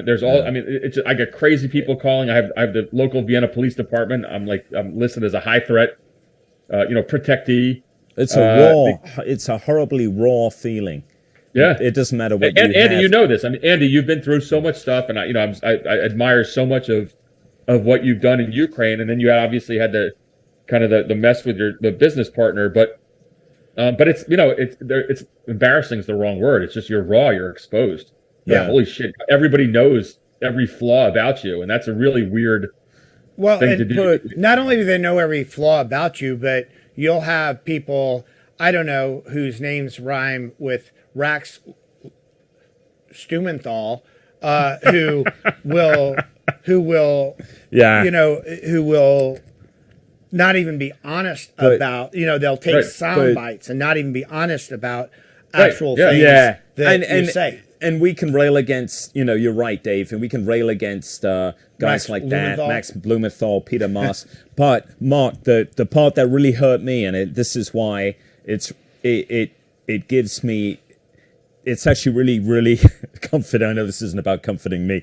For me to listen to you is, there were Marines who I've known for years who cold shouldered me even now. Right. Based on a fucking article they read or in one case, because their boss told them, some retired general who they look up to said, hey, stay clear of Andy Milburn. He's off his rocker. He's become unhinged. Yep. That word was put out in the Corps in certain circles. And a lot of people who served in combat with me, not a lot, but that's what hurt me. So I'm not comparing myself to what you've gone through. I was excited. 100% worse. I was excited you were guest hosting here today because I think there is some similarities. I mean, again, it's the idea of so it's not only being exposed out there, but it's also how do you deal with it? Okay, so now what? Yeah. I mean, so there's times I still get invited to I'm not proud of this, but one of my really good friends had a award ceremony. You retire and you get some kind of medal down the road. And so he called me up. He goes, "Hey, would you come to the ceremony at headquarters?" I'm like, "I'm not comfortable going in there." I don't want to go see, and that's sad. It's unfortunate. Yeah. I mean, unlike you two, like intellectual But powerhouses, good on you though, for saying that. Yeah. You know. Because it would have been again. We're not here just simply to throw accolades at you, Mark, but I think it's important to pull out things that are that where you've shown. I mean, you've really demonstrated courage, and other people can learn from it, myself included. Right, and so that is one. Not showing up to an award ceremony, right? It's so ingrained to us. Of course, we fucking go to a award, whether we like it or not. But you had the courage and presence of mind and separation. I couldn't do it. Yeah, I don't want to. Hey, man, that's But you know why? Dave and Andy, it's not going to be healthy for me. Right. Yeah. I could do it in a fucking second. It's fine. Yeah. Right. Not going to be healthy. That's all you. I'm gonna. Why would I do that for my own mental health? To go back into a place which I know betrayed me. Some of these individual people. The crazy thing is, I still love the organization. I believe in what we do there. I still go around the country and advocate for kids coming out of college or coming out of the military to join the agency. I have 10 emails every day. I mentor kids doing this. But it's just that's not a healthy place for me to go back into. It's just there's too much has happened. And again, I go back to that Marine Corps chaplain about just that notion of he goes this is a great line. He said, You've had a divorce from the agency. Hopefully you can have, an amicable separation and agreement, but it's a divorce. And so he's right. I got to let it go. Right. Yeah. Right. Much easier said than done, but But it's our identity too. That's your identity. Yeah. What the fuck am I? Yeah. And my whole life was involved. This was everything that I did in life. Yeah. Was based on that place because they also build you up to be this kind of superhero, right? Or super person, Superman to go do really weird shit, and all of a sudden, you don't have that identity anymore. That can be hard. And and the unfortunate thing is, it's very possible that some of the people that you hadn't heard from in 5 years, some of the people who said that oh, you're just doing it to get compensation. Like they were just going off of what they thought they knew at the time, that OMS told somebody, and so they're not operating from any place of like malicious intent, but they're just repeating what they heard from people they thought were experts. Let me tell you a story on it. So I think you're right, and one of the things is so that's correct. And on top of that, everyone's got their lives. Sure. So I am. You think I was a case officer, so I'm a really good judge of character. Well, good judge of character, yes, but I'm a good assessment of situations.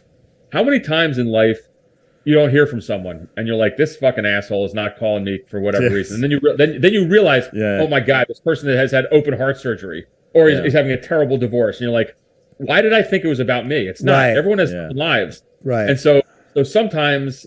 What I tended to do was sometimes go to dark places when I shouldn't have. Why didn't I hear from this person? Well, they got their own shit going on. That's okay. Yeah. How do you stop yourself going to dark places now? Yeah. So it's trying to. Well, first of all, my wife has been fabulous on this. She's the most optimistic person around, and you just kind of you try to give people the benefit of the doubt. Again, and because everyone has their own issue. One of the things is that. Especially in our old line of work, everyone, I still think that if you do this in the intelligence or the special operations world for 2 decades, there's a whole bunch of weird shit going on in your head. And so if you haven't heard from someone from a while, maybe it ain't going to be about you. It's what they're going through. So I try to give people the benefit of the doubt now, I also try to pick my friends carefully. The other thing that, I'm 54 years old now. I still have this group of college roommates, and we're all still friends. But I remember my wife came back one day recently. She's like, "Hey, I met this great couple. Let's go out to dinner with them." And I'm like, "I don't need any more friends. Right. I'm well with our friends now." Right. Yeah. Yeah. So, I pick my friends carefully. Yeah. And one other part of it is. The whole other kind of side of me that is has to do with kind of my love of, and I mean this seriously, my love of baseball. And so my son plays baseball in college. I do a lot of leadership training for baseball teams. And that is kind of completely separate from anything to do with my old job, and that can be really healthy because a lot of people. I mean, just because I'm on TV a lot, I'll go through an airport. People come up to me and say, "Hey, I saw you on TV," and all of a sudden you got to tell yourself, "I'm not doing it for that reason. This can't be about ego." But then you go to places. I was just down in the Outer Banks, for a week, and no one gives a shit who I am. And I'm hanging out. There's a great in Duck, North Carolina. There's a great outdoor surf bar, and hanging out with the bartenders and stuff like that. And if I said I worked for the State Department, they'd be like, "Can you get me a license at the DMV? My license is." They have no fucking clue. Right. The biggest thing that went on the last year was that damn spy balloon that kind of floated over North Carolina and South Carolina, and so.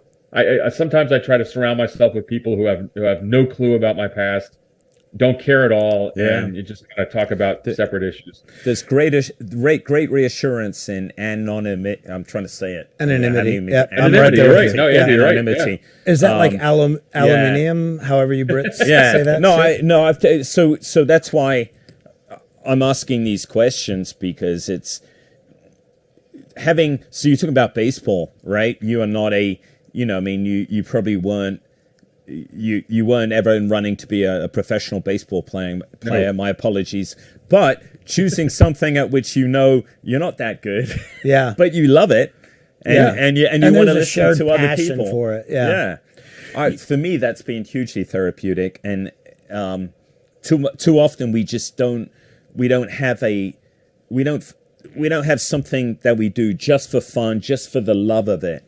We get so consumed by what we do, and when that thing betrays us, we need something to fall back on. Yeah, you nailed that 100%. Yep. Yeah. No, family, yes, absolutely, and I'm with you 100% on narrowing. One of the cool things about being betrayed is you really learn who your friends are, and you draw a perimeter around them, and you don't necessarily want to bring other people in. Yeah. But then the other piece is just having something you love that is totally selfish, that you can. On the flip side of that too, it's interesting because when you say, that you haven't heard from somebody in a while, like a friend or somebody, and that you have to realize that it's not about you. Andy and I actually talked about this the last time he was a guest on the show. After the show, we talked about how when we get into our spirals, right? How it's hard for us to even respond to friends or reach out to friends, how we go into isolation modes. And that has nothing to do with the person on the other end. Yeah. Right. The effort of communication. I don't know if you ever hit that, but it's even people reaching out to reassure you. It's just the effort of establishing that contact. Of responding, because it's not just going to be the response, it's going to be everything that follows. I feel so guilty about that. Yeah. Not therapy, but for sure. I think, and then, I think that going back to that notion of imposter syndrome. I mean, we talked about it earlier. That to me has been such an enormous part of my life now. I go on MSNBC once or twice a week on Morning Joe. Whether you like it or not doesn't matter. But I find it's a really interesting deep dive on issues. There's a million people who fucking watch that. And sometimes I'm really good on it, and sometimes I screw up massively on it. And all the time I'm sitting there thinking, how have I gotten here? Right. So I like talking in the media. And we talked about this before the show, because I think that those of us in the intelligence and special operations world have a unique view of foreign policy because we're on the ground in places. So it's the guy or gal on the ground. So I look at everything that I talk about. When you talk about, maybe we could talk about Russia, Ukraine in a second, but that's perspective.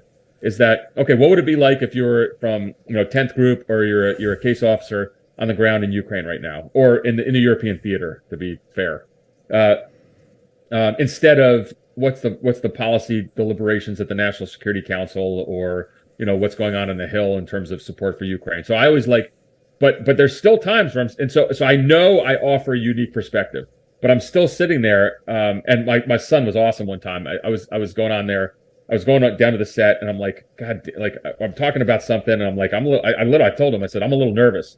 And he's like, Dad, stop being a wimp. Like you and I said, How old is he? He's going to be 21 great, on Monday. The quote, he's going to have his first beer on Monday, which is of course bullshit, but it's pretty fun. We're going to take him to the bar. But I would think, like what am I doing here? But he reminded me, like, hey, you offer a different perspective, and so I really struggle with that notion of imposter syndrome of like, what am I doing commenting on this stuff? I know I have a unique angle to this, and I've gotten more comfortable being in the media and on TV, but it's still weird. And the other thing too is just like you expose yourself. So I say something, some people aren't going to agree with it and you'll be really pissed. Right. Andy and Dave, what we talked about before, that's just part of the whole thing. And all of us are wrong. At every one of us has been wrong. God, yes. Right. Yeah. And one of the great things. So let me say, I'm wrong when some of my commentary on. So it's really So someone would say, Mark, based on your conversations with people inside the agency, I'm like, I don't call inside anyway. I never call back inside. And I think the reason why the agency knows I don't do that is because I freaking get things wrong all the time. Right. Yeah. Right. So that's good. Right. And you make it very clear too. And I would offer, having been an observer, a liver of imposter syndrome. Yeah. I've come to the conclusion that actually any leader worth his salt has imposter syndrome. Yeah. As long as he doesn't devolve into paralysis because of it. Sure. Right. It's how, but it's the guy who doesn't have it who really thinks that he has a right to be where he is, leading whatever it is, 500, 1,000 guys. That is the guy that disturbs me. The guy who thinks he's reincarnated. Right. Charlemagne. Yeah. Here's a great. So the other day, someone asked me on one of the TV hits, especially the notion of what's happening to the Wagner Group and Yevgeny Prigozhin. I find the Wagner Group so interesting because as a Middle East hand, I followed them for years. And then I'd never forget the engagement in 2018 in Syria, which was a great day when we kind of kicked the shit out of them. But someone asked me, so what do you think's happening now with Prigozhin? Because now he was, obviously it was this coup/mutiny. He gets banished to Belarus, but he's not there. He's actually back. And I said which I think was honest. And I said, I have no idea.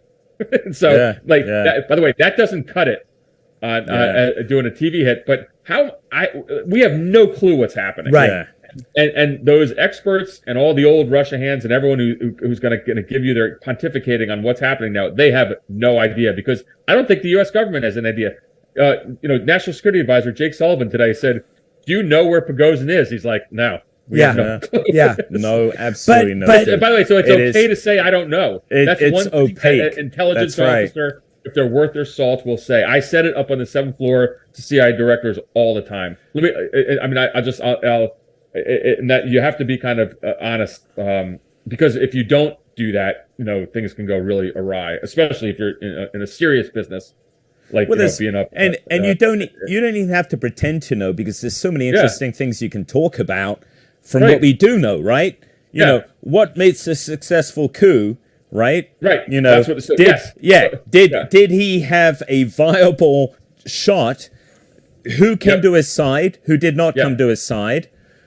Why was there scant opposition? It was like apathy. It wasn't, hey, let's flock to him, or let's, barricade the streets of Moscow. It was, you saw street sweepers like in between his vehicles and the joint forces. The Southern Command headquarters at Rostov. In Rostov, it was amazing. So Andy, that's exactly what I did. So you're right. So you do too. I think, again, having been all over the world in crisis situations, I've written 1 billion sit reps for the agency. And so what do you do in a sit rep? You say, what you answer 2 questions. What happened, and what does this mean? And the what does this mean part, sometimes you can't get to, because you have to, what happened, and sometimes that's very incomplete. And so I think that's the smartest way to kind of approach these things. So what happened with Prigozhin? Obviously it's pretty clear to me that he had support inside the Russian military. And if you know the Wagner Group, and that's the other thing too, is so I can't go back on anything classified that I know, but like the Wagner Group is an arm of Russian military intelligence, an arm of the GRU. That's just, I mean, Yeah. I was on MSNBC one time, and some guy came on and he was debating me on this. He said it's a PMC, it's a private military contract. I'm like, no, it's fucking not. Yeah. And by the way, Putin just went on national television in Russia and said totally funded by us. And so it's an arm of Russian military intelligence. Clearly, Prigozhin had some support inside. For some reason, he abandoned the coup. My sense is that probably his family was threatened. But that's only speculation on my part. So that's just kind of my 2 cents. So with all the Putinologists, Wagner Groupologists and Kremlinologists, none of this fucking matters for the main foreign policy concern of the United States, which is Ukraine. That's right. And when you take the Wagner Group out, it's a capability gap. Yeah. And so I think it's very fair to say, is this going to turn the tide of the war? Probably not. Who knows? Yeah. But they lost a significant capability. And Andy, the Wagner Group, while they were kind of disgusting, war criminals, they did provide a capability for Putin, and he doesn't. And he's lost that, at least for the time being. Yeah. And that, to me, my analysis would be that is potentially significant, and Ukraine should take advantage of it. I think that kind of analysis was pretty solid. Even though sorry, go ahead. I meant even though they've been pulled out of the line, they were out of Bakhmut from May onwards. But you've got 25,000 dudes with combat experience, who potentially, in a military that is really hurting for trained manpower. The other thing too is, so if you're, and one thing again, and I defer to you all on this, you actually are more kind of cognizant of what this would mean or not. But if you were a member of the Russian Air Force, and these Wagner forces killed about 13 pilots, shot down a whole bunch of aircraft. Yeah. The Wagner forces, if they would be reintroduced into the Russian military, how's that going to sit? Yeah. With the Russian Air Force, who just lost. I mean, who lost. That was, I think, the single biggest. Some really rare assets to EW aircraft. Yeah. It was about 20% of their pre-war. They lost a command and control relay, which was even rarer. I forget it's something 29. Do you remember? No. IL 29 or something. But yeah. So there's one. Again, I'm not speculating causes or anything, but there's a couple of other interesting aspects of this that aren't picked up on by a lot of the pundits. One is that on 1 July, the Wagner Group was to fall under, the Ministry of Defense, right? And that was a Shoigu and Gerasimov initiative, pissed off at Prigozhin. Prigozhin poking them in the face constantly. With that would have undercut Prigozhin a lot of his. Oh, yeah. I mean, so the Wagner Group, you know more about this than me, Mark, but the Wagner Group is sustained by a bunch of holding companies. Money is transferred through them, but Prigozhin is the nominal owner of those holding companies. So to say, okay, the Wagner Group now is going to fall under MOD. All of the resources now are going to flow through that chain, was going to deprive Prigozhin, perhaps in his eyes, of a significant power. Oh, huge! So, Andy, as you know, the Wagner Group is operated, globally, and particularly in Africa, where they were kind of raping all of these countries of precious minerals. That's how they were funding their operations, whether it's gold or that's how they received their actually operational funding. Prigozhin is an oligarch who, the story of him is so remarkable. He was a freaking hot dog vendor. Yeah. When he got out of jail. And then he rises up, of course, runs the catering company, becomes, serves U.S. presidents as one of Putin's chefs. But the interesting part of it, and I think a lot of people forget, is before he started the Wagner Group, he was, or concurrently, he was, he was head of the Internet Research Agency, which is this, troll farm in St. Petersburg, which was responsible for interfering in our elections and other elections all over the place. So Prigozhin is is an expert in information operations, and why this is important. He also, he almost was a cult figure. I mean, the Wagner forces were really loyal to him because he inspired them.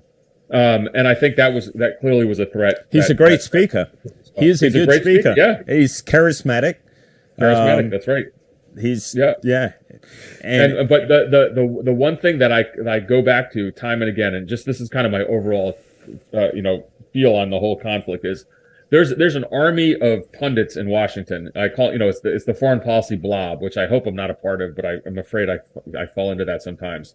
But these are part of the think tanks. These are part of folks who followed Russia for a great deal of time, but they've been wrong on everything. And so, Russia was 10 feet tall. The Russian military was this powerful force. The Russian intelligence services were so great. But the matter of fact is they were not. And so, and even the Wagner Group, which is as capability for the Russians is very good. Remember in 2018 with the engagement with SOCOM with JSOC in Deir ez-Zor, when I think we killed about 300 Wagner forces, and Putin does nothing in response. And so. But overall, I think there is this. Which, again, by the way, Mark, that should have been a lesson to everyone about. Yes, the escalatus, right? We're caught in this myth that Putin has created, that he is some kind of brilliant tactician, and even the nuclear escalation talk is just, I think, is all bullshit. Yeah. And so ultimately, I've been a kind of a wild hawk on Ukraine, but not doing so irresponsibly. It's based on just experience, in the sense of when a bully punches you, you punch him back, and they don't do anything. Yeah. And I think that engagement in Deir ez-Zor in 2018 is so telling, but we still don't seem to learn. We're caught in this do loop of Ivy League math. If we can give them the Gimlers, but not the attackums. Tell me again what the ranges are. Okay, let's get shit, they can hit Russia with the attackums. So instead of fuck, man, they're not idiots. But this also goes back to something that we talked about on our show, that there are people in the administration, not the Biden administration, not the Trump, not the Obama, but people who have been there forever, who will find themselves there at any point in time, who, the same people who wanted Iraq, or not necessarily the same people, but a group of people wanted Iraq, and they wanted it through multiple administrations. But a lot of people see Ukraine, the invasion, as an opportunity to bleed Russia. And so, I think they have enough of an ear sometimes where, it might be the strategic, well, we don't want them attacking into Russia because we're worried about repercussions. But also, there are people, I think, that are helping set policy, people who have been there forever, who are like, why give Ukraine the capability of winning decisively when we can use this as an opportunity to stretch Russia out and to drag this along? Well, one of the things that's amazing to me is, for 5% of our military budget, we've attrited 50% of the Russian military. Mm-hmm. And I go back to my previous comment that the Russians paid bounties to the Taliban to kill our soldiers. Russia is an enemy of the United States. And so, if we are doing damage to the Russian military, I'm fine with that. Mm-hmm. I really am. Yeah. And so I think the other part of it too is there seems to be this. There's a lot of experts in Washington who are kind of stuck in the notion of Russia as a great power, and I think they're not. I think they're frankly right now they're a client state of China. Mm-hmm. I mean, China is certainly the big brother in this. But ultimately, we have an opportunity to help the Ukrainians kind of regain their territory, and I really do think that there's a lot of unfounded fears of kind of nuclear escalation. Look, the Russians were beaten, the Soviets were beaten in Afghanistan. They picked up and left. Same thing has to happen here. And I'll make a really stupid joke, and I'm sure we were joking before the show. I will manage in any one session to piss off the right and the left. So what I'll say now will anger people who are supporters, and I'm generally supportive of the administration on the Ukraine. I think that we have done a tremendous amount. I don't think we've done enough. But we've done a fairly good job. I just wish we would give ATACMS and others. But here's my joke. That cocaine that was found right outside the West Wing certainly must have been from some colleagues of ours who needed to get high to go through another fucking NSC meeting on why we shouldn't give ATACMS. That's a really terrible joke. But seriously, give the fucking ATACMS. Like, the attack. Are you kidding me? We just gave cluster munitions. Right. Which is controversial with all the kind of the Did we give it to them NGO yet? crowd. Or are we talking about it? They announced it today. We talk about it normally forever before. They announced Oh, did they? doing it. Okay, yeah. Yep. Yeah. But no ATACMS. Like, this is crazy. Yeah. Right. Especially with when they can be. You look at the Storm Shadow cruise missiles that the Brits. Let me switch focus one thing. Because I jotted down a note. I wanted to say this. The Brits have been frickin' magnificent in this. And I'll tell you. And what's interesting, it's across kind of the British political divide between the conservatives and kind of those on the left. And there's universal support for Ukraine, but my sense, and I got to be careful, and I say this, my sense is the British special operations community is much more involved inside than ours.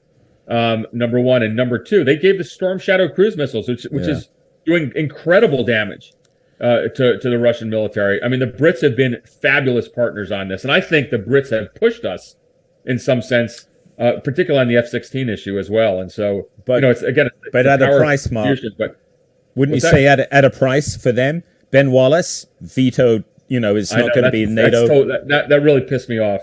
So in my little weird circle of we have all these we got to get you on one of our signal chats. Because this is kind of the the Ben Wallace piece is bullshit. He's been fabulous. Yeah. And so that's too bad. But Can you guys explain that? Can you guys explain that a little bit for the layman? Dee's asking us to explain for the layman. You're the guest, Mark. you're the. So I think it's the notion of who's going to be the next, the next head of the NATO Secretary General. Secretary General. Correct? Yeah. And so Ben Wallace would be an ideal candidate, but I think there's feelings. And correct me if I'm wrong on this, but there's feelings. The sense is the administration is pissed because Ben Wallace pushed on the F-16 issue so much. Yeah. And maybe that's right, maybe that's wrong, but he's been fabulous. The Brits have been fucking great partners. Everybody I know who comes back from there are like, holy shit, the Brits are just total badasses inside. And again, I'm okay with that, because again, it's that power of contribution. The Brits, I think the intelligence community in the U.S. has been amazing. UCOM has been great. SOCUR has been great, and there's been obviously constraints put on our folks. I think the Brits have a very different risk versus gain calculus, and I love it. Using a British passport at checkpoints there got you automatically, cries of Boris Johnson, who's a hero there. I'm not going to comment on that, but there are Ukrainian women, naming their kid. Well, I mean, Boris, it's not a far stretch anyway, but yeah, it's kind of interesting. So who's the? So it looks like it's going to be. I'm going to mispronounce the name. Von Leyden. It's the German, right? Right. That makes no sense. Yeah, I mean, but Ben, just to amplify, Ben Wallace, by I want to say by all accounts, by most accounts, the best Minister of Defense, Secretary of that the Brits have had for a long, long time. Very highly respected former army officer, has just been real solid. Actually, was in the running for Prime Minister. When Boris got the heave-ho. One of the things that I think was going to be interesting is we have the NATO summits coming up. Obviously, the cluster munitions are going. I think ATACMS. I'm hearing kind of in my little world that ATACMS are close behind, which would be fantastic. And here's the reason why I think this is really important. One of the things about the coup or the mutiny, whatever you want to call it, is I think it shatters this notion about the timelines. There's been this kind of bullshit, I think, in the U.S. media or the Western media or anywhere, that somehow this Ukrainian counteroffensive has to be successful. Why? Because Putin can outlast us. Well, maybe he can't. Maybe he has problems under his own roof, and he does. That's a great point. And so why not, show some U.S. and Western resolve. And I think that one of what I'm going to get wrong, the old adage, whatever the Churchill saying was about America, doing everything really well but late. But ultimately, if you look at a wish list, and I was reading online just before this of what this aid package that we just announced today is, it's extraordinary. And so The Ukrainians are getting everything that they wanted. They're just getting it late and really late. But ultimately, I think that this mutiny or coup of Prigozhin shatters the notion that Putin can outlast us. He has his own problems there, and let's kind of. That's a really interesting point, Mark. So basically, it showed Putin does not the regime does not have a monopoly of violence. With internally a monopoly on the use. What's a monopoly on the legal use of violence, legitimate use of violence, right? So when you lose that, right, and it's very clearly you've lost that publicly, and especially in Russia. I mean, you who might say this in front of you, Mark? But that's essentially what has happened. Well, Dave and Andy, here's what I'd do if I was back at my old job. I would make sure we'd have an information operations campaign. I would send a text message, and I know we can do this, a text message to every Russian deployed military unit, every soldier in Ukraine, and say, hey, what are you fighting for? What are you dying for? Back in Moscow, there's a shitstorm brewing. So do you really want to sacrifice your life for Ukraine? I mean, there's so many opportunities. Yeah.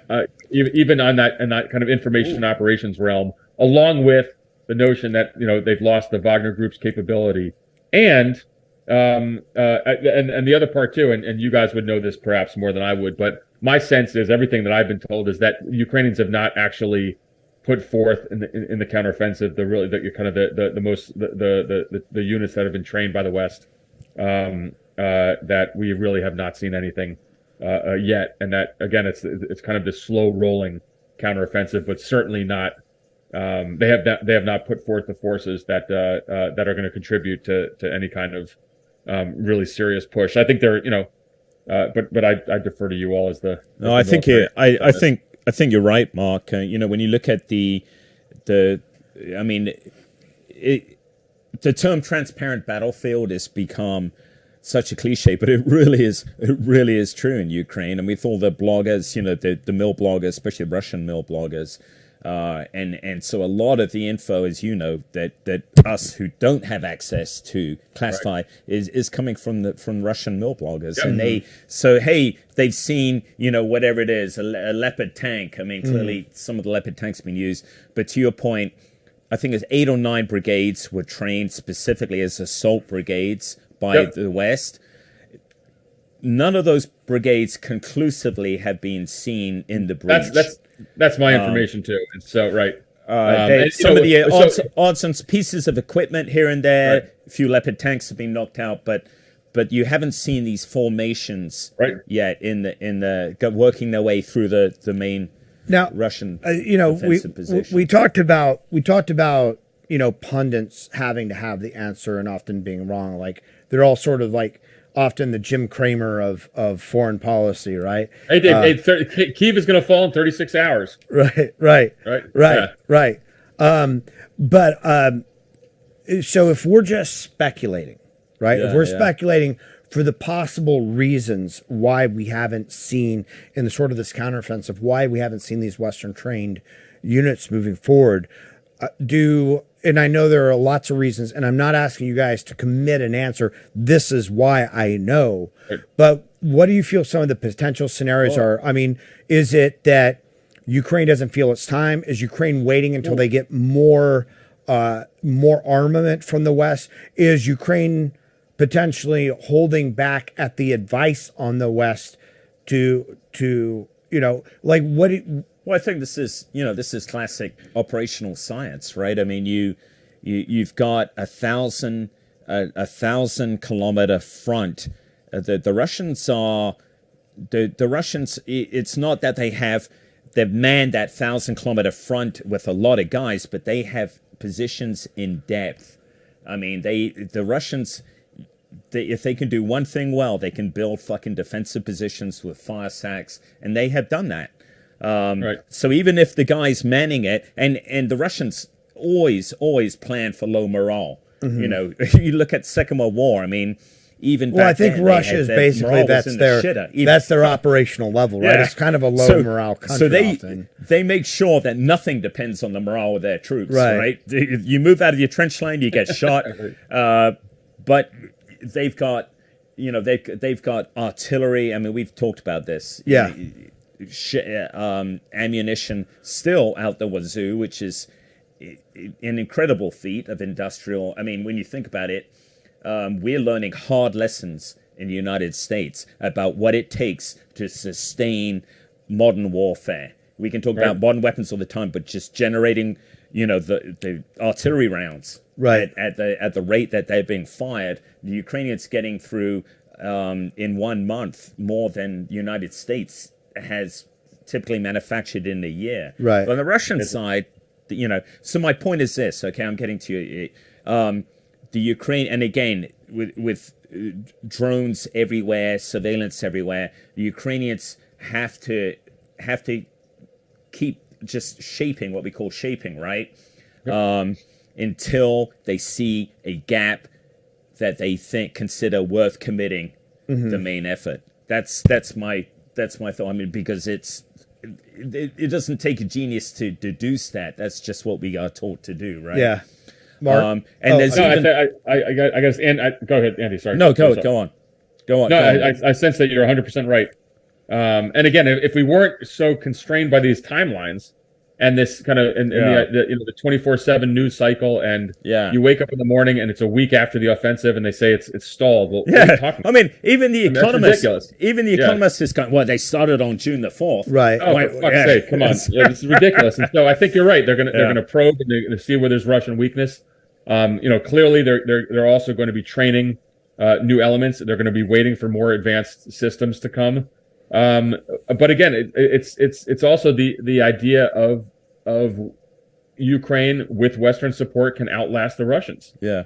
And so maybe it's not weeks or months, maybe it's a year, but I think that we should. I mean, for God's sakes, in World War II, what if we had social media? Right. Right. Yeah. Holy shit.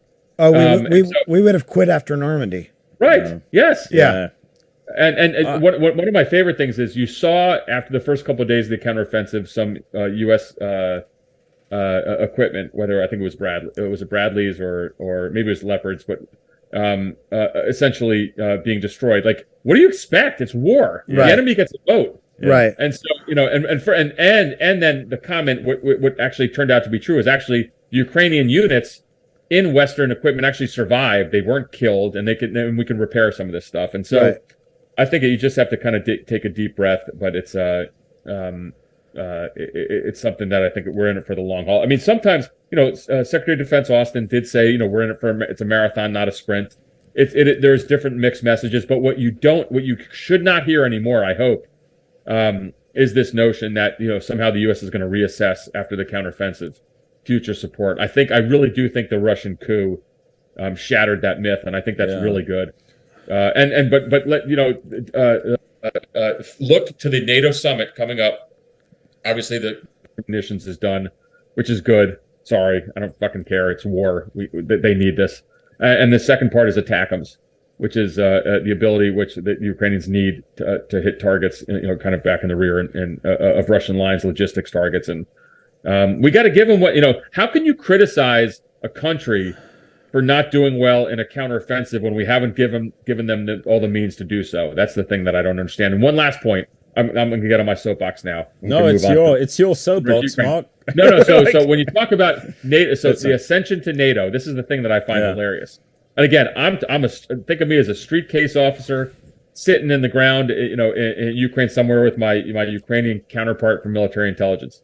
How do we tell the Ukrainians you don't belong in NATO but the Ukrainians are the only entity fighting for the actual reason for NATO's existence, which is to resist Soviet and then Russian aggression. I mean, it's crazy. Not only that, but Ukraine arguably is the most powerful military nation in Europe on the right side, right? I mean, but this is the country that's doing what NATO existed for. Right. And frankly, when I go back to think about the old days, of the agency or of SOCUR, I mean, of all so they're doing exactly what NATO was created for. Yet we're not going to let them into NATO. Now, Right. I think that I'm being a little silly here because I think there's going to be a path to NATO. Yeah, that's good. Yeah.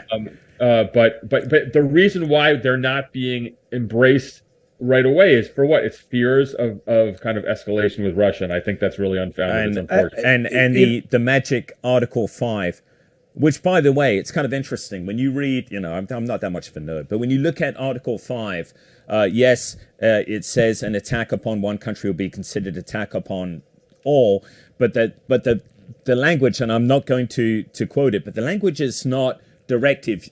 Everyone will form together. The language is something along the lines, do whatever it deems necessary. Every country will do whatever it deems necessary to support the HOT. So there's some latitude there. My point is that it's kind of a cop-out to say, well, of course, we're not going to bring Ukraine into NATO while Ukraine's still at war. But as you said, Mark, a pathway that gives them better assurances than Budapest and Bucharest did, right, in 1992 and 2008, where we basically just fucking... Let me say one other quick thing. The head of Ukrainian military intelligence, a guy by the name of Budanov, he is fabulous. Yeah. So for me, the HUR that's the new Mossad of the intelligence world. I was going to ask you about him. These guys punch so far above their weight. They're doing deep penetration ops inside Russia. They obviously have some Russian partisans. I love these guys. I knew them before. And, part of my old job was, one of the cool things that I'm proud of is when I was there, 17 to 19, in my job is we kind of put in this plumbing, which is in the sense of the relationship we have with the Ukrainians. So it's not like Zelensky last year in February called up Langley back at headquarters and said, "Holy shit, I need help." He actually said, "Hey, go down to the guys and gals down the street," because we've been there for a long frickin' time working with the Ukrainians, and that was the, if you think about it, that was the non-sexy deployments. Everyone was going to Afghanistan or Iraq or Syria, but we had a lot of folks and effort in building those relationships, personal relationships in Ukraine, and that certainly has paid off because we know these guys. Budanov is a badass, and these guys screw with the Russians on a. It was amazing to me, for both you guys. A drone hits the Kremlin, and all these Russian experts are like, "Well, that could never happen because the Russian air defenses." I'm thinking, "Fuck that! That's fucking Budanov did that, and he did." Yeah. And he did it with Russian partisans that they recruited, and I think it's pretty badass. And he was very open about it. He's open, and one of the great things too is that, and then the agency comes and wags their finger, "Stop doing that." He's like, "Oh, of course I'll stop." Yeah. And then he goes and does it again. Yeah. Budanov, by the way, for our listeners, 37 years old. Yeah. Yeah. He might have turned 38 now. Young guy, legitimate hero. Badly wounded. I think it was in 2015, right, on a deep raid. And fighting in the east, right? In Donbass, yeah. Yeah. The guys in his headquarters suggest that he's been on missions even as a flag officer. But he's beloved. He's beloved in our old world, Intel and Spec Ops. But that to me, I call them the new Mossad. I was going to ask you about him, Mark. Above their weight. Yeah. Mark, the Economist claims that he's been in contact with Prigozhin. Yeah, I love it. During all this was going on, which adds, if it is true, adds another beautiful twist to this. Andy, I think it's true. And it's again, from all my information, from again, it's probably we're all talking to the same folks inside, inside Ukraine, but ultimately he was, I think that they were not sure what they had, but they certainly were talking to him. But what it does do is, sow all sorts of confusion and chaos and doubt inside kind of Putin's circle. But the idea that Budanov had made a contact with Prigozhin, I believe it. It's exactly the kind of stuff that he does. And again, I think that they also are very cognizant that, who knows what we have, but hey, we're going to screw with them. Get in their head. I think it worked. Because, but the point that I think is really important is every time there's something that blows up inside Russia, someone's assassinated inside Russia, all the old Russia hands say things like, "Oh my God, the Kremlin has things under such control it could never be the Ukrainians, and it's the Ukrainians. Mark, I was going to ask you about something else too that I thought was significant, and maybe it isn't. I think it was on 23rd of June, and this may tie in with the Prigozhin and Budanov. It was. Do you remember Prigozhin came out with this most extraordinary statement about the rationale for the war in the first place? Yeah, I mean, it undermined everything that Putin had said. Ukraine was not an aggressor. This stuff about neo-Nazis was bullshit. That the only civilians being killed in Donbass were killed on both sides, but largely, by Russian artillery. Right. I mean, he was. It was as though someone had handed him a script. It was incredible. So 2 things on that. One is my birthday was June 24th. I turned 54 that day, and I got a Russian coup. I mean, come on. What could be better than that? I thought I'd died and gone to heaven. But no, but I think what you said is right, because actually Prigozhin shattered all of those, all of the statements, all of the reason for that Putin was trying to sell this whole kind of military operation or special operation to the Russian people. And you can't take that back. And the fact is that the Russian military or Russian soldiers listened to Prigozhin. And so I think that's important. One of the things that I still don't understand, and again, I'm being very open on this, I'm trying to say as a former intel officer, it's okay to say I have no idea what's going on, is the sense of my thought always is that Putin saw the world, very, very kind of starkly. You have Russian traitors and Russian patriots. That's it. And Prigozhin's a traitor, and so he's got to be killed. I mean, Vladimir Putin has assassinated, there's been assassination operations all over the world, including they tried to kill a defector in Florida. I mean, you saw that with an indictment, recently, where they recruited an agent, a Mexican guy, to go do do surveillance on one of our defectors. Obviously, the attempts at Sergei Skripal in the UK and Salisbury in 2018, they killed, a Chechen in Germany. So Putin sees the world between traitors and patriots. How Prigozhin survives this, I don't know. Right. It really is a mystery. I can't explain what's happening. And it's going to be really interesting to see what happens to Gerasimov and Shoigu, who he hates. Yeah. Who absolutely. Now the deputy defense minister has been missing too. And that's kind of Saravikin. Is that it? Yeah. Yeah. Mark, do you, we've talked about like the ATACMS, the longer range, some of the weaponry that we give Ukraine or haven't given Ukraine. And we talked about Ben Wallace, who, by all accounts, an incredible Secretary of Defense for the UK and was nominated to be the head of NATO, right? The chief of NATO. And that was shut down by Biden, apparently because he was in favor of training Ukrainians for F-16s. Yep. Do you feel that the Biden administration, that their denial of him, do you feel as though that shows a reflection of what part of our administration, how they view Ukraine? Do you think it sends a message to Russia? Do you think it sends a message to Ukraine, to the rest of the world? Like, how do you think that decision to shut down Ben Wallace affects the entire thing? And what do you think it reflects on? Right. So first of all, I've heard all this, and so it's not confirmed.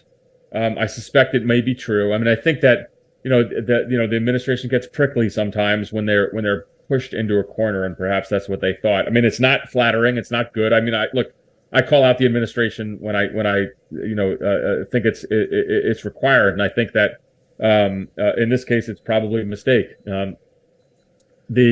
Any kind of long-term effects, I don't think it necessarily will have that. But we have to see what happens at the NATO summit. I mean, again, one of the things that I found, NATO is divided is the wrong word, but certainly frontline states are hawks on this issue. Some of the traditional NATO partners are not. Never underestimate the French ability to kind of prevaricate, and Macron will say all sorts of weird things sometimes about worrying about Russian stability. But in the Wallace thing, I think it'll pass. It's not flattering. It's not great. And there's been so many times where I've been really frustrated with some of the things that the Biden administration has done, and then they seem to finally do the right thing after a while. So, and again, this to me is, these are reports that are coming out now. I get a sense that it might be true, but I need a little more confirmation on that. I mean, again, and from an ally, the Brits, who have been about as good, for Ukraine as absolutely any.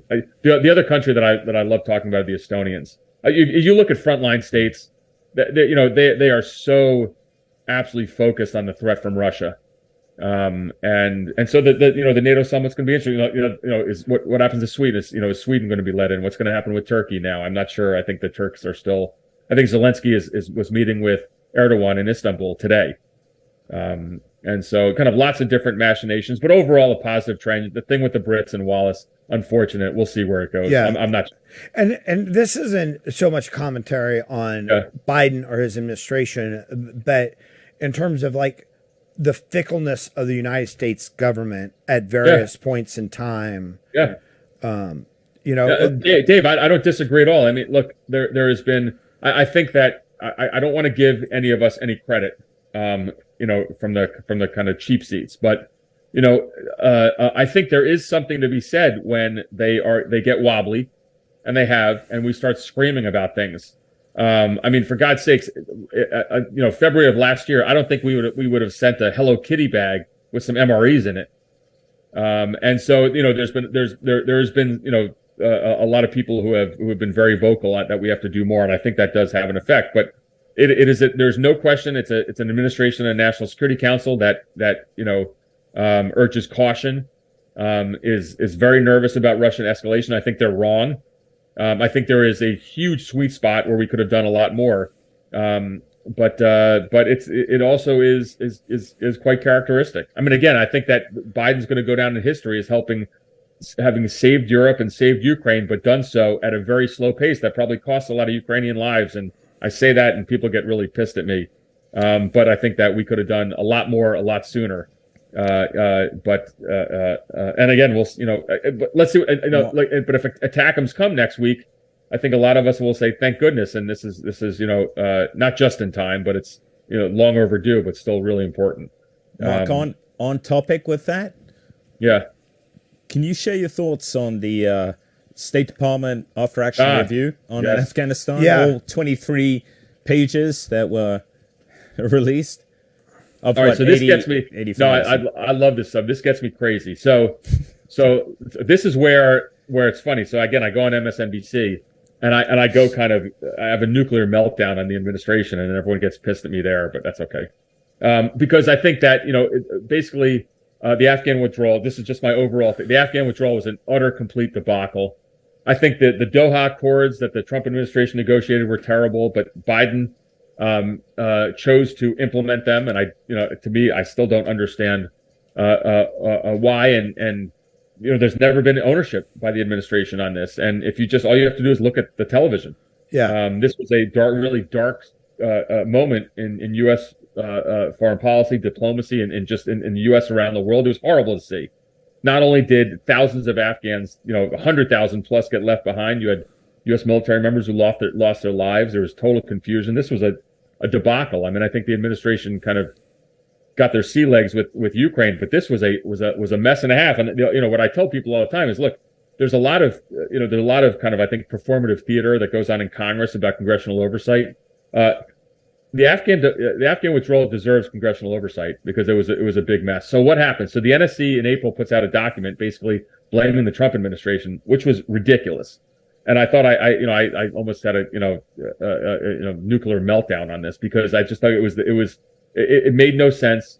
They were being totally defensive. And what do you do when you screw up? You own this problem. I mean, the idea of ownership is really important. They didn't do that. What was put out on, mind you, on the Friday before the July 4th holiday, you fucking kidding me? This is the State Department AAR, the after action review, which is, I mean, so give it, even if it was a good report, putting it out the Friday before a holiday sends to everybody the message that they're trying to bury it. Right. So that was bullshit. If you read it, it's a mixed bag. It's better than the NSC memo, but it's still kind of wishy-washy. And one thing they don't address in it, which is something that I think I care about, and you guys too, is the notion that the special immigrant visa status for tens of thousands, 100,000 Afghans, people were screaming about this, a year before the withdrawal, and it was ignored. And so what the report, that the State Department report, does not address this. And to me, that's the biggest kind of shortcoming in this, is that there's still 100,000 at-risk Afghans we've left behind. And that to me is abhorrent. And so, we'll see some, congressional investigations on this, but, and then I think the last part is, again, President Biden was asked, I think it was, it's not in a press conference, but I think he was walking to Marine One or whatever. And he's, or maybe it was at the White House. He said something about Al Qaeda is no longer there and the Taliban are helping. I mean, why? I commented on TV the other day. I'm like, I think they got to try to walk that back. That's absurd. Al Qaeda is still, of course, prevalent in Afghanistan. We killed Ayman Zawahiri, who was staying at a Taliban guest house. So that's kind of doesn't make any sense. And the idea that the Taliban are a counterterrorism partner, I think that's what the administration, the military, and the IC want to do. I find it disgusting, and I've talked a lot about this. Obviously, I'm biased, but Biden's statements were not helpful, and so this is something that we still have to get to the bottom of. This was a terrible moment for the United States. We screwed this up 6 ways to Sunday, and so the State Department AAR, while probably better than the NSC memo from April, it left a lot of people with a lot of questions. And again, putting it out on Friday afternoon before a holiday, come on. And this is one of those situations where the politics blur people's opinions because, the Doha Accords, like Trump could have pulled out of 4 years, and in 4 years he could have worked to pull people out. Like that could have been a thing. And so you can criticize Trump for not having done that.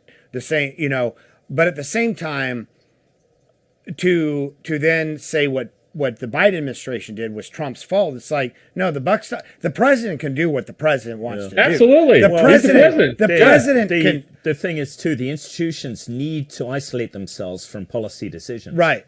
So in other words, contingency planning, common sense contingency planning, worst case scenario, has nothing to do with policy. And if those organizations decisions. had been planning since the Doha Accords, we wouldn't have seen the disaster that we saw. Like, well, Andy and Dave, for both of you know that the special operations and the intelligence community wanted to keep a residual force. I mean that's open. Yeah. 2,500 plus. I mean, and so and so Biden decided not to do that. Yeah. So they have, and to me, so here's two things. One is you make a decision. It was the wrong decision. It turned out to be, I think, a catastrophe. But here's the thing: the American public. Here's what I don't understand: American voters don't give a shit about foreign policy. right. Absolutely. But what they do care about is authenticity. So I think if Biden actually came out and said, "You know what? This was a mess, and we messed this up. Yeah. But you know what? We're going to learn from this." I think it's not a political issue anymore. Exactly. But they're acting so defensive. It's a reflexive. Mark, you're breaking up. Did you pull your head plugs out of your thing? You're breaking up a little bit. You got it right now? You got it? Yep, that's good. Okay. Yeah. So I think that there's this reflexive defensiveness, which is just silly. Own it. Own the mistake. This is what happened. We got it. We're not going to do the same. And they've talked about lessons learned for other conflicts. Okay, but own it. And my sense is when people do that, it's that they're forgiven, but especially with the American people who don't care about foreign policy when it comes to voting in elections, they really don't. I think the Biden administration would do them a better service. I mean, Admiral Kirby, who is the NSC spokesman, who is a decorated military officer, seems to be a good guy. But with the NSC memo, he actually, in April, he said, "Well, I watched the withdrawal. It didn't look that bad." And you're like, "Oh my God! Like, what are these people doing?" Statement. Yeah. It was terrible. And from where I was in my living room, it seemed okay. Yeah. I mean, come on. So it just to me that these are own goals. Mark, you said something I thought that was key, and that was the withdrawal of the 2,500 enablers. Yeah. I don't think that anyone in the administration understood intellectually how important they were, and still, you know, because you hear kind of dismissive comments, well, they wouldn't have made a difference. They didn't understand that what they represented to the Afghans and what they represented to 8,000 NATO troops who were there too, that was our skin in the game, our visible skin in the game. It wasn't. So Andy, I go back to, I'll tell you this. This is just a weird part of my Mark, career. you're breaking up a little bit. I'm not sure what it is. You hear me here? How am I doing right now? You're still a little garbled. Sorry, I want you to say what you want to say. I just want people to be able to hear it. Gotcha. How am I doing right now? D? Still okay? Still a little garbled. So I haven't touched anything. Okay. Yeah, let's give it. All right, so let me give it a shot. So in 1990, so I go back to my time in looking at Afghanistan, and actually, Afghans don't necessarily win and lose wars. They switch sides. And this has happened throughout the history of Afghanistan. And so one of the things that we did by signaling that we're going to have a full pullout is we told the Afghan military, it's time to go. And I think that was a catastrophic error. And so there's huge criticism of the Afghan military, in effect, giving up. But that's what Afghans do. Yeah. This is not a criticism of Afghans per se. It's just that's the way power shifts. I remember meeting people that I trusted in Afghanistan. I said, "Give me your history. Talk about your origin story." And I said, "Well, under the communist regime of Najibullah, I was a communist, and then the Mujahideen came, and I switched to that side. And you guys came, and then the Taliban came. I was a member of the Taliban. Then you guys came, and I'm with you." That's just what Afghans do. So when we telegraphed that we're going to pull out everyone, of course the Afghans gave up. One of the things that you'll see, any CIA officer served on the ground in Afghanistan, and again, I love our Afghans who did it, but no one in the special activities world, no one from the case officer world, no station chiefs in Kabul would ever say that if we left, the Afghans could make it on their own. They just wouldn't do that. And so I think that we could have left 2,500. So what don't we have now? This is really important. We don't have an embassy in Kabul. What is an embassy? It's an intelligence footprint. What don't we have? We don't have any air bases, any military bases for special operations forces. And really important, we don't have the Afghan intelligence service, which was a huge partner in the counterterrorism operations. So we are effectively blind in Afghanistan. And I think that, the notion we can do these over-the-horizon operations, yes, we did kill Ayman Zawahiri. High-value target operations are a little bit easier than what the Israelis call, low in the lawn, which is what we have to do. If we want to degrade ISIS and Al-Qaeda, it's got to be a sustained campaign, not only of leadership, but also of degrading the foot soldiers. And we don't have that capability now because we're not there. And so, to me, this is just a mess and a half. And again, not a proud moment. Mark, I'm going to interrupt you real quick. Are you on a browser or are you on the app? I think I'm on a browser. Okay. I'm going to take the shameless opportunity. See if you can refresh the browser. I might have you actually close it and reopen it from the link. I'm going to get out of Zoom. Okay, I'll get out of Zoom right now. Try and refresh it first. Sorry to our audience. We just want to make sure that Mark comes through clearly. Try and refresh it real quick, or close it and then reopen it through the link. Perfect time to mention our Patreon. You can go to patreon.com/theteamhouse. The link is in the description. If you don't want ads or anything like that, ad-free audio, ad-free video, hundreds of hours of bonus segments that include Marc Polymeropoulos talking about super secret stuff he's not supposed to. Check it out, patreon.com/theteamhouse. The link is in the description and the show notes. How am I sounding right now? Still a little broken. You might need to just close it and rejoin it. Okay. Yep. Yeah. Sorry, guys. Hey, everybody. Please like and subscribe here on the YouTube channel. It really helps us. It helps our algorithm. We're on that long march to 100,000. We're at 80,000 now. It really helps us out. And, you can do it at, no charge. Check out our sponsors. Check out Kim Kipling's book. Check out Rocket Money. And check out Vitamin One Water. And Mark will join us real quick. We'll go ahead and get to the questions that people have asked as soon as he rejoins us. And thanks very much for your patience, guys. As you all know, that sometimes technology fails. Hey there. Yeah, perfect, man. Better? Yeah. All right, there we go. Yeah.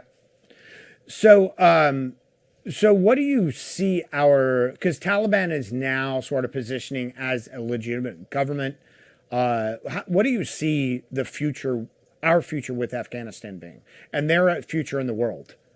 Yeah, sure. I mean, so, I think that there's always been the question, is this the Taliban 2.0, which I think is not the case. This is still the same Taliban, which is a incredibly repressive, terrible regime that is cracking down on everything from, education for women, women's rights, certainly going after our old allies. And so the question the international community is going to have to face is, what do you do about trying to provide assistance and aid to a beleaguered population?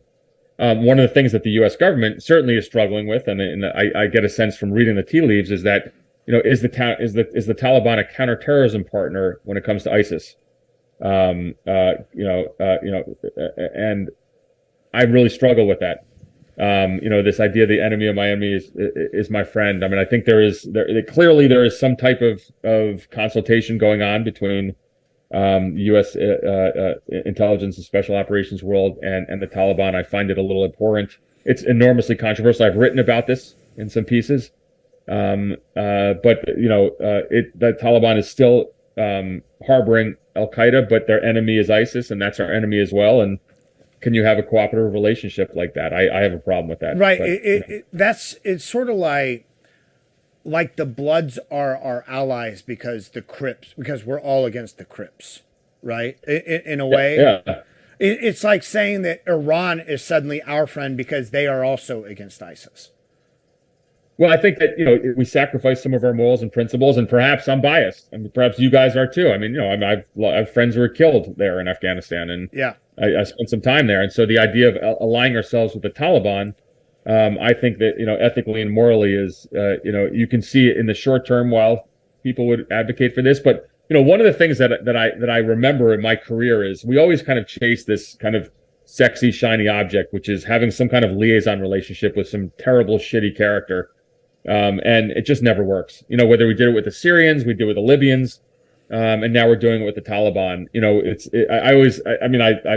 Some people might disagree, but we're the members of the cool club.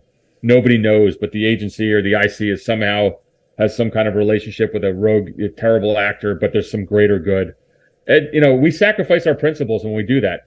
And I remember talking about this with David Ignatius, who's this esteemed Washington Post columnist. And he said, I'm surprised you're feeling on this because of your career and what you did in the past. And I'm like, well, it's based on experience. Like, I don't, our counterterrorism cooperation with the Syrians or the Libyans really didn't do much at all. Right. And you end up propping up these regimes. And the same thing with the Taliban. I think that I would obviously, if I was still in government and you're asked to do it, you do it. But I don't think it's the right move to make. Now, again, the real question is there's terrible suffering going on in Afghanistan. So what do we do? How do we get aid to these countries? I'm just not sure ultimately the right answer. But we've got to be really careful in giving legitimacy to what's still to me is a terrorist state. And again, right. I'm biased. And so maybe I'm not the right person to ask on this. And maybe a lot of us, I actually went and I when I was thinking about this, I called up a whole bunch of former station chiefs in Kabul. I said, what do you think of this liaison with the Taliban? And they said, it's a freaking terrible idea. And then I went and I asked some other people who were not as involved in the conflict as many of us were. And they said, well, I understand why we would do it. And so maybe it's just a generational thing and it's based on our prior experiences. But there may be that, but it's also sort of like that's yesterday's bad guy. Let's look at the bad guy that's in the news today. But yesterday's bad guy is still a bad guy. They're still equally as much a bad guy. It's like, but we're willing to work with them because they're not in the news now. ISIS is in the news now. And Dave, they killed our friends. Right. So I'm sorry. I have a hard time with that. Right. And so again, maybe I'm the wrong person to be involved with that kind of stuff. I could not in good faith go do this. Right. My friends are dead because of them. And so, it's and it's not like they're reforming in any way. It's not like there's a prospect for a better Afghanistan. There's actually a prospect for a terrible Afghanistan. Right. It's not post World War II Germany. No, not at all. Three quarters of the population in need of humanitarian assistance by conservative estimates. And ironically, the one thing that was, allowing some Afghans, groups of Afghans in rural areas to eke by was the opium harvest. Right now, the Taliban's going after the opium harvest just about the time when it doesn't matter anymore because of synthetic opioids. Right. So they've destroyed. Again, I forget where I read this, but they've destroyed. In some areas, 90% of, and no one knows whether this is because they want to have a monopoly on it or whether for some reason they've just got a hair up their ass and now opium's a bad thing or what. But you can imagine if you're an Afghan farmer and that's your only line to sustenance and you, the Taliban comes in and destroys it. Yeah, but I mean, at the end of the day, it's they always tell it they're funding. They have to fund themselves somehow. Yeah. So if they're saying they're saying deriving opium is funding from bad, that, then it's like, okay, well they've found something else, or Exactly. it's just not profitable. Yeah. So I'm going to get to some questions. Kayla Davis, Sure. thank you very much. Why start a coup just to give it up 24 hours later? Is Prigozhin that naive that he thought he could just walk away from what he started? So, my sense is that his family must have been, there must have been something to have him stand down. Maybe his family was threatened or something. It was surprising. Again, it's one of those things where you can honestly say as an observer, I don't know. It is strange because he certainly seemed to have some type of support within the military. Clearly there were messages being passed back and forth between Prigozhin and Putin. But someday the story will come out. But there's something that caused him to turn around. I would imagine it's threats against his family, but that's just speculation. So I'm going to ask you to speculate a little bit more because there are the theories, and I don't want to call them conspiracy theories because that's really dismissive. Because if they turn out to be right, they weren't conspiracy. But there are sort of these theories or isolated theories out there that it's a big sort of psyop or information op, right? That Putin and Prigozhin are running in order to accomplish some goal, whether it's with Western intelligence or whatever. But there's that idea too. Do you give any credit to that? Do you or any possible? So a former station chief of Moscow wrote a really interesting piece on the Messenger about this, and I think it's worth it's worth considering. What causes me some doubt on this is just well, first of all, because that's kind of the Russian kind of conspiracy-minded way, and that the Soviet intelligence over the years has certainly kind of had this these type of kind of Machiavellian things in their mind and practiced it. But what causes me some doubt is the fact that that Wagner Group killed or shot down those Russian aircraft. Right. That to me, now, is Putin okay with sacrificing some of the Russian Air Force? Sure. But the other point too is that, and I mean this seriously, is that this kind of thing, the way the U.S. media works and the way the U.S. intelligence community kind of, or the national security community leaks, I think U.S. intelligence would have picked up on this and we would have heard it already. Mm-hmm. So if this had come out right away, that it was some kind of comes some crazy Putin psyop, I think we would have known. But the fact that we haven't heard, nothing is secret in this town, Dave, as you know. So I think if it was something like that, we would have heard some kind of leaks, because that also would have been, the whole idea of this is to kind of cause our goal would be to cause doubt and sow confusion. So if we picked up on that, that's a heck of a way for us to kind of turn the tables and say, hey, this is how crazy Putin is. He actually helped kill 13 of his his Air Force personnel, right, for some kind of weird conspiracy thing with Prigozhin. So, right, but in Russia, again, being trying to be humble on this. I mean, leave anything on the table. Who knows? Right. And the question assumes that a coup was the objective. Right. I mean, Prigozhin, it was a mutiny, certainly. And again, without speculating, if you look at the facts, the Wagner Group was getting ripped up in Bakhmut. Prigozhin had made Bakhmut, when he thought it was going to be an easy run, he had made it the Wagner Group's kind of jewel in the crown. This is where we show how good we are. And yet, by his own account, 20,000 dudes dead. The place is called the meat grinder.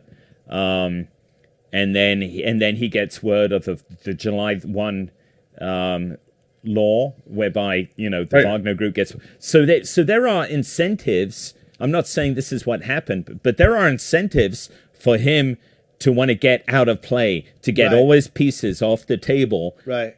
And if you look at it that way, if that was his goal, it wasn't a bad way to do it. Yeah. He succeeded. He bought his fighters he got them out of the meat grinder. Yeah. And as you said, Mark, I mean, he was probably under threats himself anyway. Who knows? But so this is chapter 1. This is I think that we're not done with this story. But again, keep your focus on what this means for Ukraine, and I think ultimately it's a positive. Yeah. Danny, thank you very much. Was Havana syndrome an allowable precondition to use as a waiver to refuse the mandated COVID vaccines? I've never heard that. I don't know. I think that in fact, I've retired by that point, so I'm not sure. Danny, thank you very much. Again, did any current or former NFL player suffering from CTE, the chronic, the brain swelling, reach out to Mark? No, I haven't actually heard from that. But what's amazing, I've heard from so many other people who suffered from traumatic brain injury, from athletes, certainly to not NFL players, but from athletes to tons of former military. I mean, TBI is I mean, people get TBIs all the time. I have friends who've had skiing accidents, they've had multiple TBIs. Mm-hmm. You see, there's TBIs that are endemic, kind of in the soccer community. And so, but it's again, it's this invisible injury. I mean, it's something that I think, obviously I had a hard time explaining this to my colleagues, but so does any athlete, because again, if you see right behind me, I don't know if you guys can see, there's a picture. I made that picture, that painting at Walter Reed, and it's a black canvas with a red kind of splotch, which was blood. But that, we called that the gunshot. I called it the gunshot because you almost wish you were shot. Mm-hmm. You wish you had something that was visible, because people didn't believe you if it was not. Something that you could point at. Yeah. And, and I mean, it really took a long time, even into the war, that people started looking at concussions and TBI and blast injuries as like something more than just something that would go away after 20 days. We were joking about that, right? Walk it off. Again, walk it off. Take a Motrin.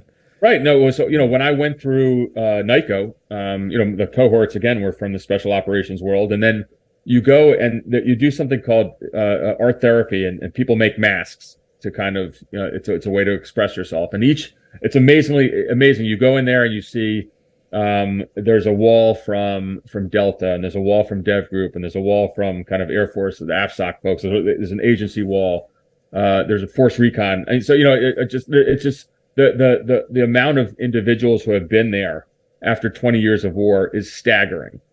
I think National Geographic had a cover story in 2015 about their art therapy program, and so it's an invisible wound, and it's something and you go through the cohort. Again, I was fortunate. I really got along great with these other guys, and same thing. Everyone. There's stigma attached. People don't understand. Why can't you? Why you're not going on this deployment right now? Really? Mm-hmm. We've been all gone for 6-7 months, and we got to go out again. You're taking a knee, mm-hmm. and meanwhile, they're getting crushed. Yeah, and it's sad. Yeah. Thank you very much. Playlist are us. What is the role of directed energy weaponry in modern combat? Well, right now it's so interesting because the U.S. Army, the U.S. military, has actually started fielding directed energy weapons to knock down drones. There's so much open source research on this. There's so much open source information, but that is something they're doing for kind of anti-drone operations and also for crowd control. You can go on YouTube. You can see how U.S. has directed energy weapons that are using that technology to kind of disable individuals who are in terms of riot control or things like that. So it's it's out there. This is not anything new or sexy. It's just one of the questions that we all had with this, if this is what occurred to us, is that this was done kind of on an offensive move against personnel rather than trying to knock down a drone. Right. Sorry. Alex, thank you very much. Congratulations on reaching 1,000 subscribers on the subreddit. Oh, I didn't even know we had 1,000. Been here since episode 1. Looks like more Brads are getting shipped over to Ukraine. Keep up the good work, guys. From the Merchant Mariner. Alex is with the Merchant Marines. So you saw the list of items being sent is out on social media now. It's pretty impressive. So what do you? So when they say there's more Bradleys coming, so what that tells me is that's to provide more Bradleys to more of the Ukrainian units. It's not for Bradleys that have been knocked out. So again, I think that's a good sign in terms of long-term commitment. What are your impressions for either of you about the accounting errors that have come up regarding the Ukraine? What job can you have a $6 billion accounting error and keep that job? Andy, I'll let you take that one. I don't know. DoD is a big entity. Yeah, I don't have an answer for that. Yeah, Dave. I remember last time I was on thin ice when I was. Yeah. Hey, let me. But before we get to one more question, I want to raise one thing, and I would be remiss if I didn't talk about this. We're talking about the book I wrote on leadership, and I do a lot of leadership talks. But one of the things that was really cool, or not cool, it's actually kind of maybe it's a reflection of society these days, is I do a lot of work with the Philadelphia Police Department. So I go down there and I go out with cops on the street. I go out and ride-alongs. I talk to different districts just about leading in crisis situations and again, being, comfortable and the uncomfortable, all the principles I talk about in my book. And if you saw the other day, there was a mass shooting in Philly. A guy with an AR-15 went out in the street and killed a whole bunch of folks. Well, the two cops who actually tackled him, these two cops were from the 18th district in Philly, ran towards gunfire. Running towards an AR-15 with your sidearm is quite a feat. But they tackled this guy, and my buddies in Philly told me that these two guys, they sent me a picture of it, actually attended one of the leadership classes I gave. So I was super proud of that. And it's one of the things I'm doing now in terms of leadership. I work with a lot of police departments, and particularly the Philly police. I think a lot of similarities to what I did in the past, just having kind of a job where, no one's going to give you a pat in the head, but it's indispensable. Yeah. So CIA is indispensable for the national security of the United States. Being a cop, policing, indispensable. Regardless of anyone's political views. And both of them are thankless jobs, aren't they? Thankless jobs, yeah. But you know what? And people do it because they love it. And so I love working with cops, and it kind of gives me that charge. My wife's like, "Are you seriously going out in the middle of the night and a ride along in Philly again?" I'm like, "Yep." So I still get a little charged up to do that, and maybe we'll get a cheesesteak on the side. Yeah. Andrew, thank you very much. Can Mark talk about the situation in Moldova? Oh my goodness! Now we're getting into kind of deep stuff. I'm going to be dated a little bit, but the Moldova situation, I think, in my sense, is a potential flashpoint, in that you have, certainly, I think the Russian military is still there in some areas of Moldova. You have a government which is kind of trying to hold on, although I'm not sure exactly what's happening right now, but. You also have other powers or other countries around that as well. But I think that one of the worries about Moldova is that that also could be a pretext for a Russian move there. It's a country I actually didn't get to visit. I always certainly wanted to, and a place where I think that we had a whole bunch of success in kind of counter Russia operations. Sorry, that was a very incomplete answer, but I'm dated. We have a couple questions on Patreon, and then we'll just find out where people can find you, because you have a podcast now. Yep, sure. Your book. So from Patreon, Mark Olson, thank you. What resources can NATO send Ukraine to help veterans struggling with PTSD from this war? Do we have an obligation to not only send weapons of war, but also resources necessary to help them rebuild their lives after using said weapons? So I think that's a great question that goes so much in what we're talking about today. My sense, and Andy, you've been there, recently, is that this is a country that has suffered incredible trauma. So we're not talking right now on this issue about rebuilding Ukrainian infrastructure, which is going to take billions. But this is talking about a collective trauma of a country that's going to be suffering from PTS for a long time. And I know there's NGOs that are involved in this right now. But my friends who have come back there say this is a real issue, and a huge issue, not only with Ukrainian military forces, but also with the Ukrainian population. Remember that, the amount of civilians who have been killed, the trauma of torture and rape, with the Russian atrocities. So I think this is something that I hope that, that people can get galvanized behind. I mean, everyone talks about, military assistance, but when it comes to things like this, I think this is a really long-term issue for the Ukrainians that just having, knowing what we've gone through after our 20 years of war, I think they're going to have a huge undertaking in dealing with this kind of collective trauma. And Andy, want to hear your thoughts on this too. No, I just agree, Mark. There are stories that don't get told here about the level of PTS that they're dealing with this. So you can imagine. I mean, they're doing what they can. They're pulling guys off the line. They have rest areas. But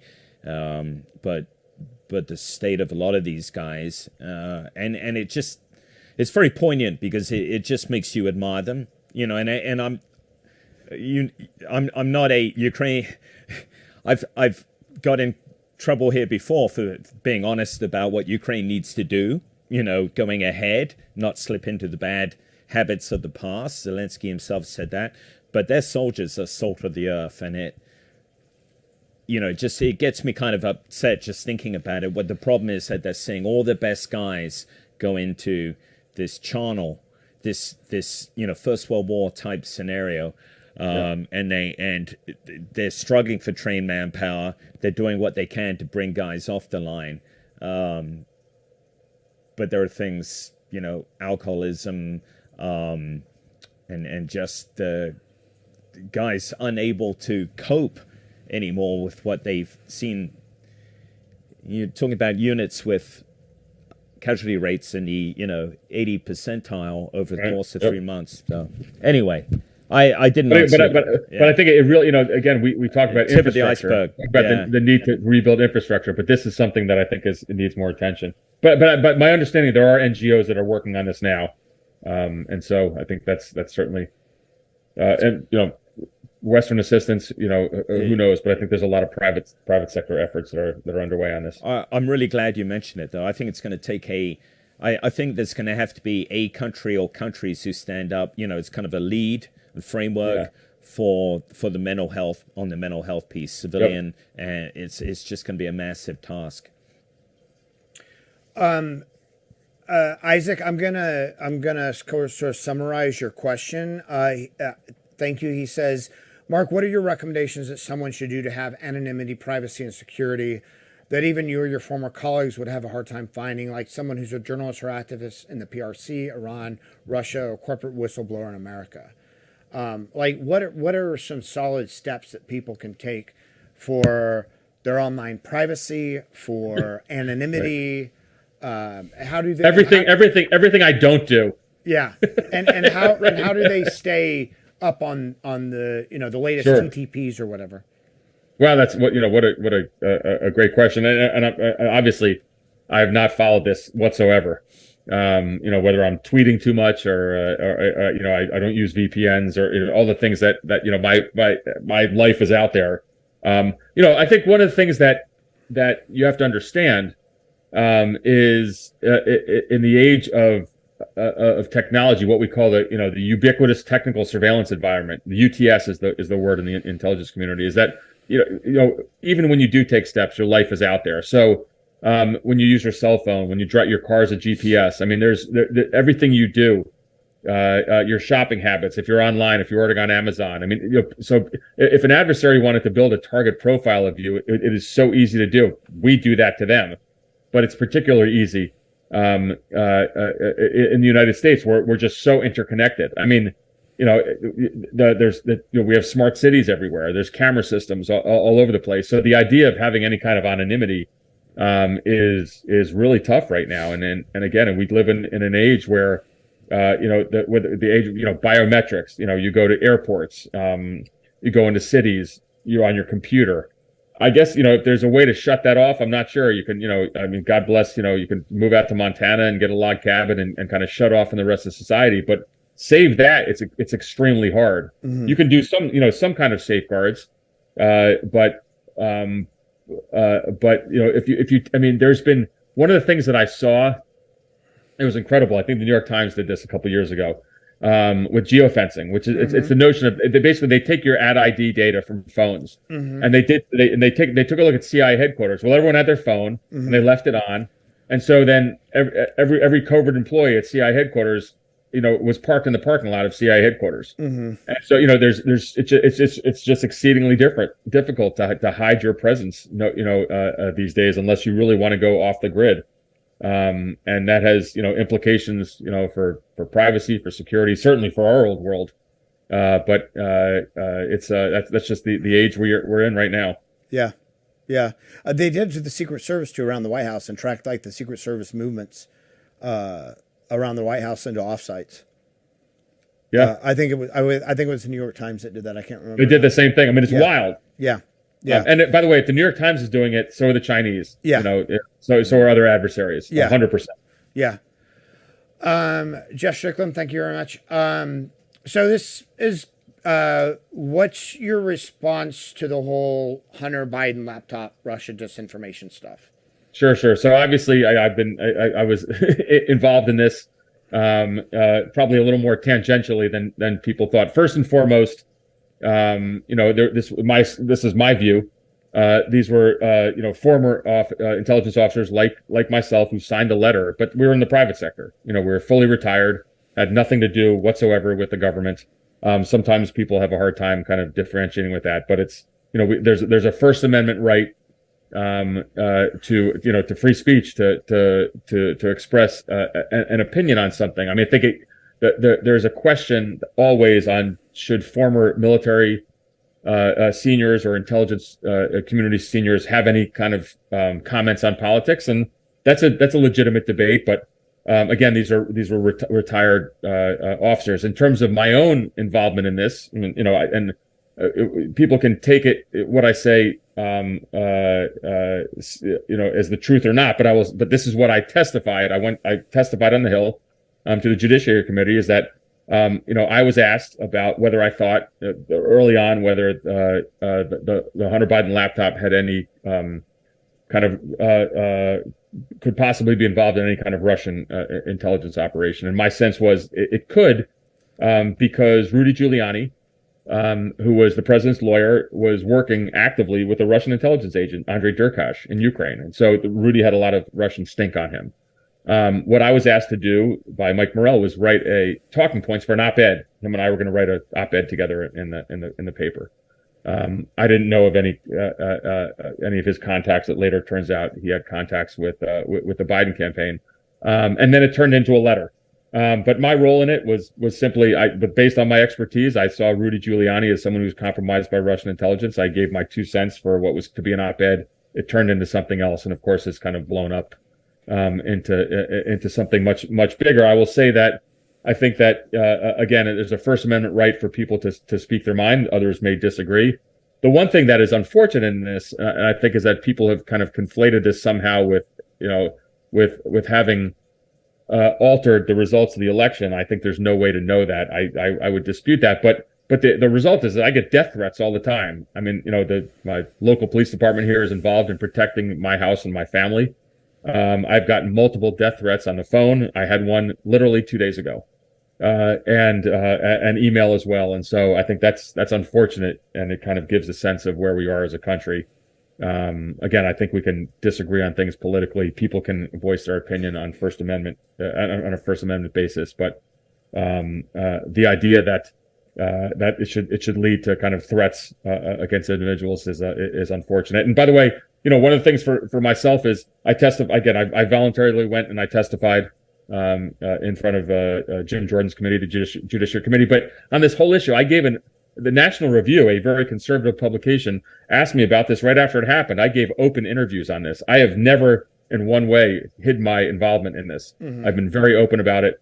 Again, take it or leave it. I am responsible for my actions, and what I did was write talking points for an op-ed based on what I thought my professional experience, warranted. And so that's where it is. Although many people probably won't believe it, and I think I would appreciate not getting the death threats. that would make my life a lot easier. Probably the Vienna Police Department would be happy as well. Yeah. Yeah. I mean, look, we have the First Amendment in America, and nobody, regardless of their political opinion, regardless of things like that, nobody on any issue should be subject to death threats. That's just not how America is supposed to work. Right. It's just not. Like death threats are what happens in Russia, happens in Afghanistan, happens in these other places. Like that is not, you can take somebody to task for something you disagree with, but death threats should not be that, should not be a mechanism. And if, and I would hope that none of our viewers ever gets death threats to anybody, regardless of how, their political position, their opinions, things it doesn't matter. That's not how we're supposed to work. And one of the other things, Dave, is that I worked for 26 years at CIA. Half of my friends are hardcore conservatives. Half of my friends will probably vote for Trump again.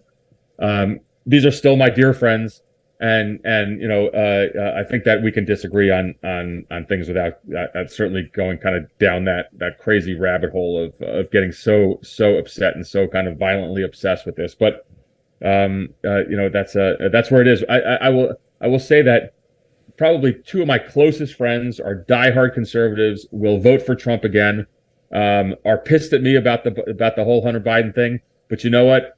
And they've shown this in the past. If I ever called them for anything I needed, they would be there in a millisecond. Right. And I think that's the way we should be in America. Well, I mean, honestly, and look, a president is 4 years or 8 years. Like we've all been through, like at this point in our lives, multiple presidents of the United States.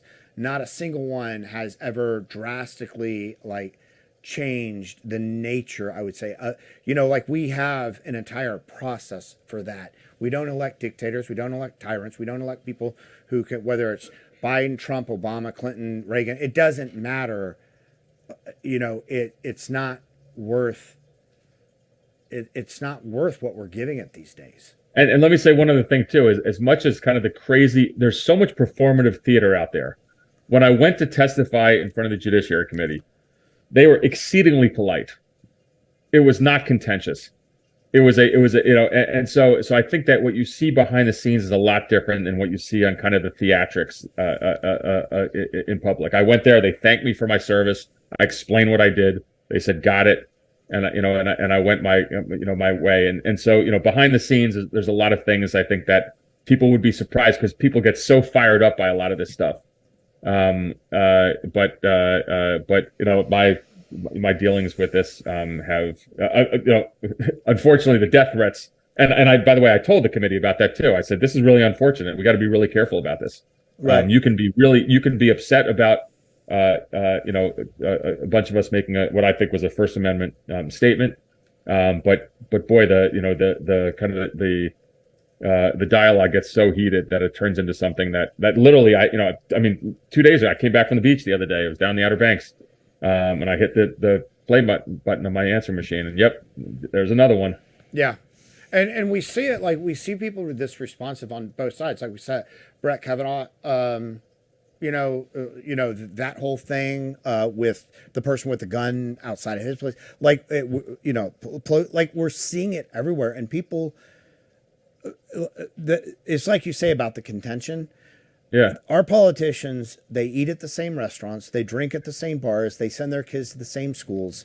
They're not, like you say, is performative. I think it's a lot of performative theater. Senator Josh Hawley lives in my town. I don't agree with Josh Hawley on much stuff at all, but you know what? He lives in our town, and there are people demonstrating it outside his house. I'm like, get the fuck out of here!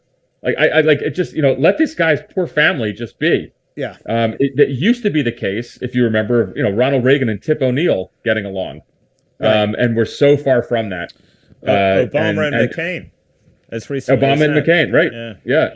I mean, I saw something the other day that made me smile, and I don't think it's going to matter much one way or the other, but it's the idea of, and we're talking about it before, about psychedelics, and the notion that psychedelics should be used for treatment of PTS and TBI and other things like that. Well, there's a weird coalition on Capitol Hill between AOC and Matt Gaetz on this issue, and so I thought that was kind of interesting. Someone from the hard left and the hard right, maybe there's some hope for us after all, because that's the way Washington used to work.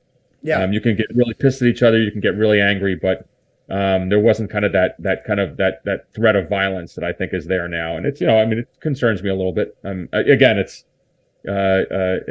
something I got to deal with, and one of the great things about living in Northern Virginia is that all the police departments here all have top secret clearances, and they're tied in with the old outfit. So I think we'll be okay. Yeah.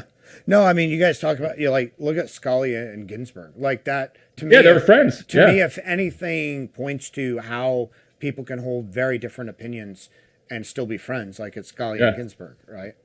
But anyway, that's it for the questions. So everybody, please check out Clarity in Crisis.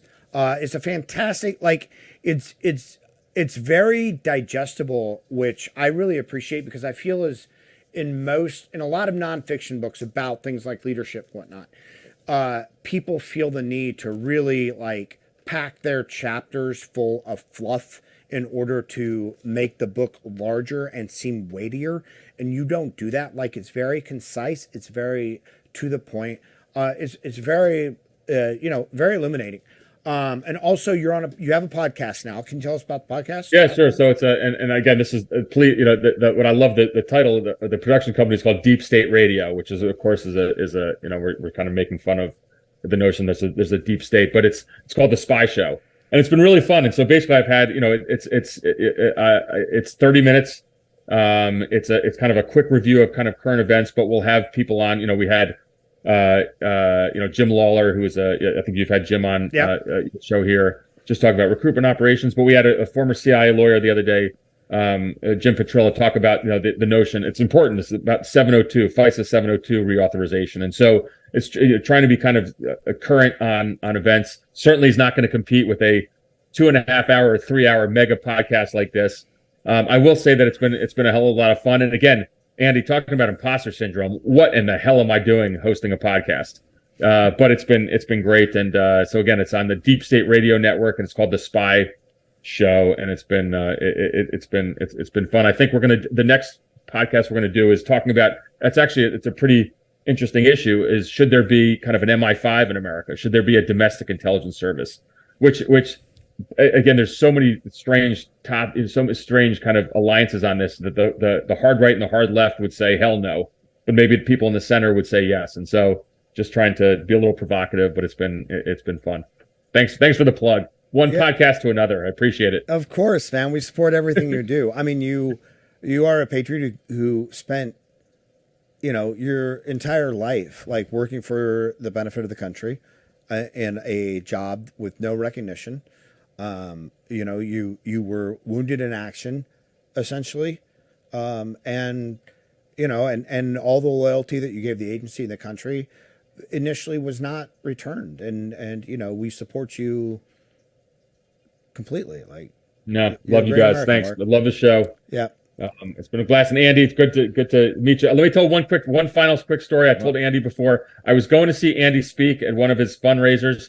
And this is really this is not a great testament to me, but it was in DC, but I was dying to go to this Indian restaurant. I love Indian food. I think the restaurant's called Rakisa. And so there was a reservation conflict, and I ended up going to eat Indian food and not go see Andy speak. And I kick myself for this forever, but you made a wise choice.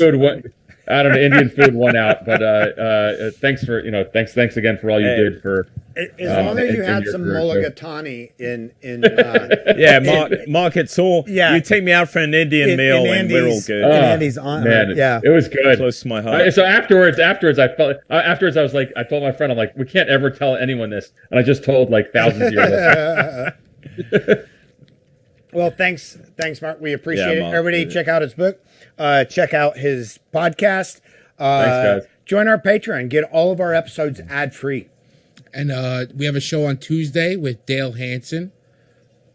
He's going to be in studio, too, because we had some issues with the internet last time, so we're going to get it all down. Perfect. With Dale. And then Friday, I have no idea. Tune in. It's going to be great. Yeah. So, all right, everybody. Thanks very much. Thanks, guys. Thanks so much. Thanks, everyone. Awesome. Thanks, talking Mark. to you.